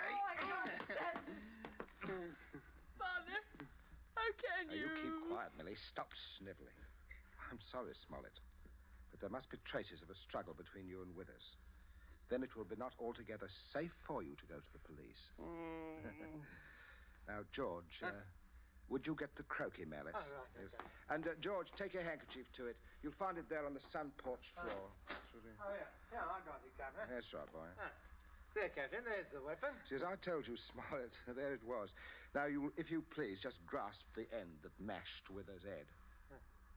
I shall shoot you if you don't. Good Lord, you can't. There. All right. That's it, old boy. That's right. Yeah, Now, deposit it by the side of the house. He Out of the rain, acquiesced of very course. Now, quickly. wait, George. First, you'd better pull a few hairs out of his head and put them under the nail of Withers' right hand. Wait. I'm sorry to mess your hair up, Captain. Oh! Don't be a baby, Smollett. That's all we need. Enough for Withers, and we'll fix it right up. I'll be right with you, Governor. Smollett, you may turn round now. Withers is just there in the sun porch. Draw back the curtain, old man. Good Lord. Yes. Messy. Now, you, Smollett. Now, you've just got to drag him through the door and dump him in the old well. Just beyond the door, Captain. I won't touch him, I won't. All right, all right. Stand aside, George. Out of range, George. Just over there. There's only one place I want this charge of shot to go to. Father. Now, Millie, you keep quiet and stop sniveling. My aim is... Wait a minute. Wait, I'll... That's better. That's better, Smollett. Much better. Now, go along now. In here. You've got to take him outside, old boy. By the shoulders ought to do it, Captain. You keep quiet, George. Now, go on, Smollett. Go on. Under the arms. You've seen dead men before. Now, don't go green. Drag him out. Drag him, old boy. Do a little pulling. I'll just hold the gun here to make sure. Everything goes all right. Steady now. Mind the step there. Mother. Come away from the window, dear. Don't look. But Captain Smollett. Your father is a very resourceful man, Millicent. I'm sure what he's doing But is the Captain, I can't stand You it. mustn't question your dear father. Say, you two still at it? There's enough trouble around here without blubbering. Don't you call me blubbering, George Princey. Well, you see, Smollett, everything is perfectly safe. You remember, you see, that no one knows that Withers came here. Everyone thinks he walked off to Liston. And you see, that's 5 miles of country to search. They'll never look in our well. Don't you see how safe it is? I guess so. Good heavens, old boy, you're dripping wet. Why don't you slip your raincoat on? Is the tea ready, dear? In just a minute, dear. I'll ring for Bridget. It's exactly what you need, Smollett. A nice, hot cup of tea. It's the best thing in the world to ward off a cold. Sit down, won't you, old man? Don't you mind getting the chair wet. That's all right. Would you have a cigarette? No. Help yourself, old boy. See, I stick to my pipe. Funny how you get attached to pipes. My wife always says to me... Everything's hot, ma'am. Oh, Bridget, yes. Put the tray in front of me here on the table. That's it. Say, Captain. Why, you've cut your lip. I just knocked it. Why, how dreadful. Here, Bridget, give the captain this cup. No, thank you. I rather think I'll be running along, if you don't mind. Why, Captain Smollett, without any tea? If you don't mind, Mrs. Princey, if I could just have my raincoat. Oh, I'll get it for you, Captain. This is very distressing, Smollett. Very I'll be all right presently, I'm sure. Oh, here we are. Let me help you, sir. Thank you, young man. There. You'd better go out the front way, Smollett. The walk is drier. Oh, let me hold the door for you, Captain. And don't worry, old fellow. Don't worry at all. No. Good afternoon. It's nothing serious, I imagine, dear. A little rest, of course. He'll be as right as rain.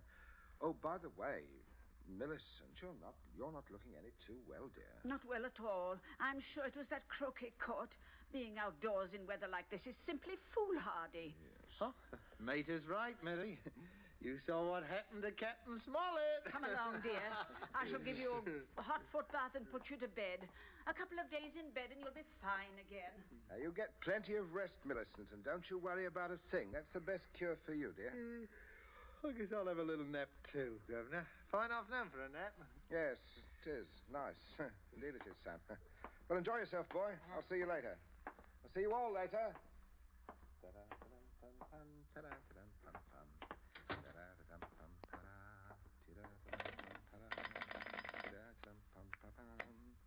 number, please. Oh, would you get me to the police station?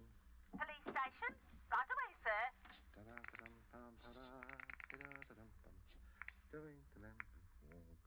Police headquarters, Sergeant Yancey speaking. Oh, hello, Sergeant. This is Princey of Abbott's Road. I believe you know me. Oh, indeed I do, Mr. Princey. Sergeant, a rather horrible thing has just occurred. Quite extraordinary. It's murder, in fact. Murder?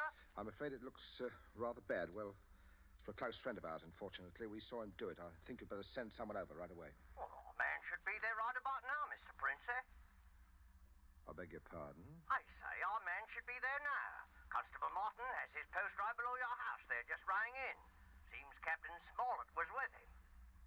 Captain Smollett? He reported some rather queer goings-on at your place, but I certainly didn't understand it was murder. But just don't touch anything, Mr. Princey, and don't worry. Don't worry at all. No, Sergeant. I won't worry, thank you. Governor, where are you? Governor, where are you? I'm right here, and stop shouting. We have some visitors, Governor. I can see that. I'm not... Well, Constable, good afternoon. Hello, Smollett. See, what a remarkable fellow you are, coming back like this. Here to reenact a crime? Only the one against me, Princey. The one against the curate I'll leave to you people. Extraordinary sense of humor you have. Mr. Princey, I just had a look at what's in your well. Not a pretty sight, that. Not pretty at all. Yes, Captain Smollett was thorough, if nothing else. You saw him when he did it, sir? Out in the back? Oh, yes. Oh, quite. We were just returning from a walk, and Smollett had evidently been laying for the curate, hiding out in those bushes by the road, I imagine. He was never inside this house? Never.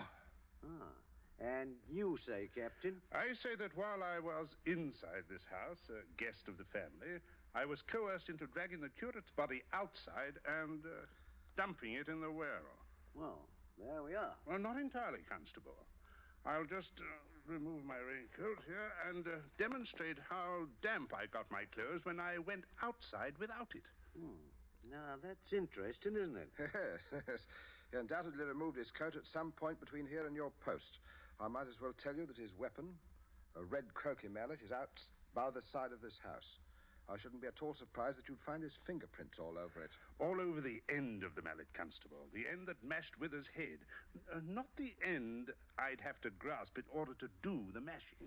Governor, that's a decent try, Smollett, but it won't work. There must be other evidence, Constable. You'll undoubtedly find it when you examine the body. He means the hair under Withers' nails. Well, sir, I happened to notice something when your young George there opened the door for me. If you'll carefully look, I believe you'll find a few of my precious hairs under his nails, too. Well, what are you trying to Shut up, say? George, will you? Constable, this is a complete waste of time.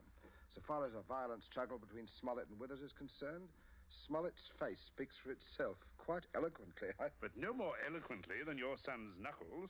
As you see, Constable, a fresh abrasion. He did that on my teeth. Or did he? What? I said, or did he? He might have done that on Withers' teeth.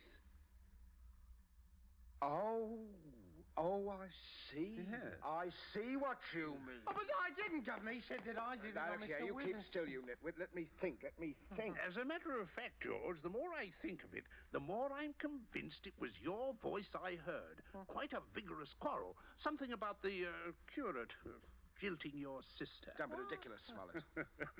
Very well, Princey. If he didn't do it, who did? Yes, that's what I'd like to know. How about it, Mr. Princey? Yes, that is a sticker, all right. George, my boy, it looks to me as if you're elected. Elected? Well, what do you mean? I didn't do it. Keep your mouth shut, will But I won't, sir. I'm not going to take the blame for her. Millie did it. She did it with the mallet. I saw her. Me? Why, yeah. Millie? You could prove that? Prove it? Why, yes. Yes. Her fingerprints on the mallet. Why, George, don't you remember when you made me touch the mallet when you picked it up with your handkerchief? George, I'm sure you wiped that handle clean. Oh, well, I can hardly expect you to remember that if you can't even remember killing the curate. I told you to keep still, George. I am thinking. But, Governor, you're not going to let him say that. As long as I can remember, George, you have been a trial and tribulation to me. What? You shouldn't have done it, George. Oh. You shouldn't have done it. Now let's all have a nice hot cup of tea. Warms the cockles of the arms. Very good for you. Mother, where's the sugar?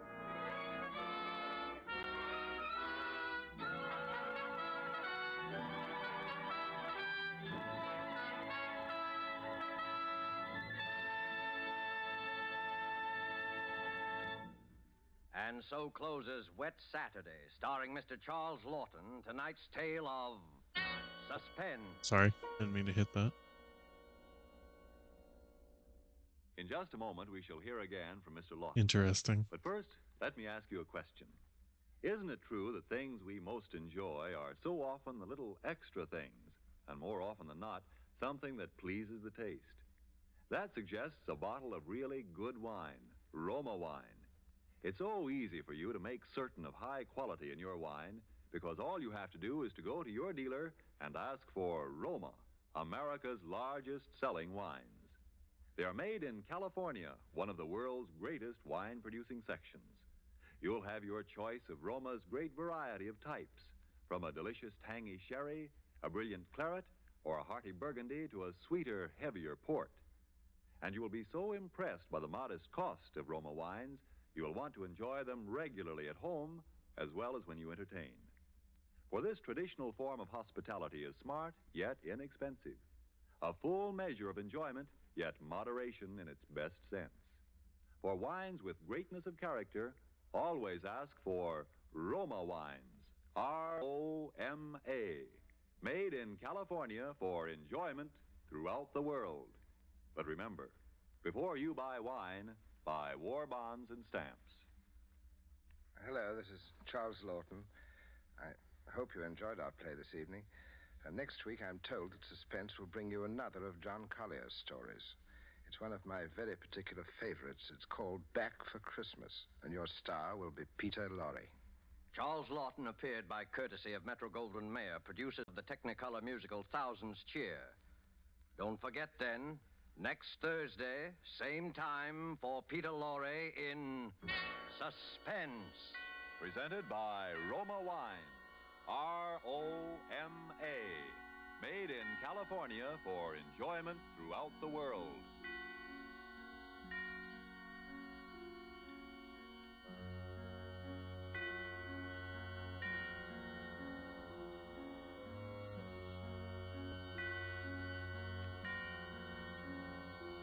This is the Columbia Broadcasting System.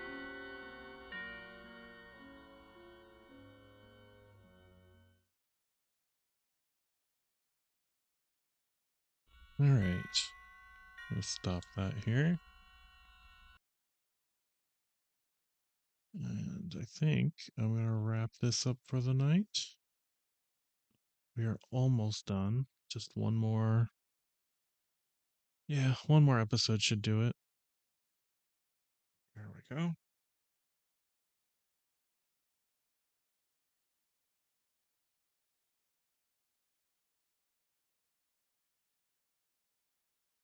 I will stop here on the new page. Pretty cool little bedroom.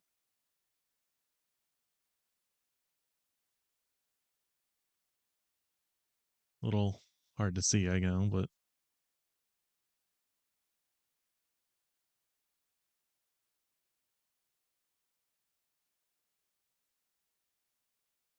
and then the door going out.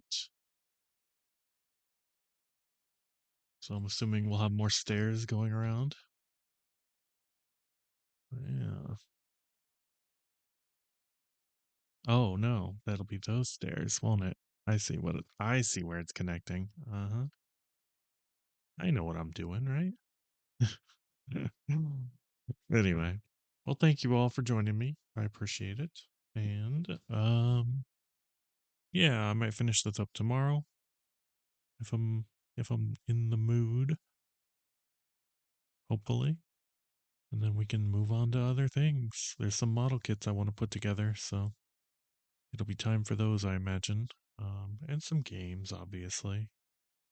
Nikki's coming out soon. I need to up update that game. I haven't played it in like over a month. Uh, I don't know. There's some other things also. But yeah.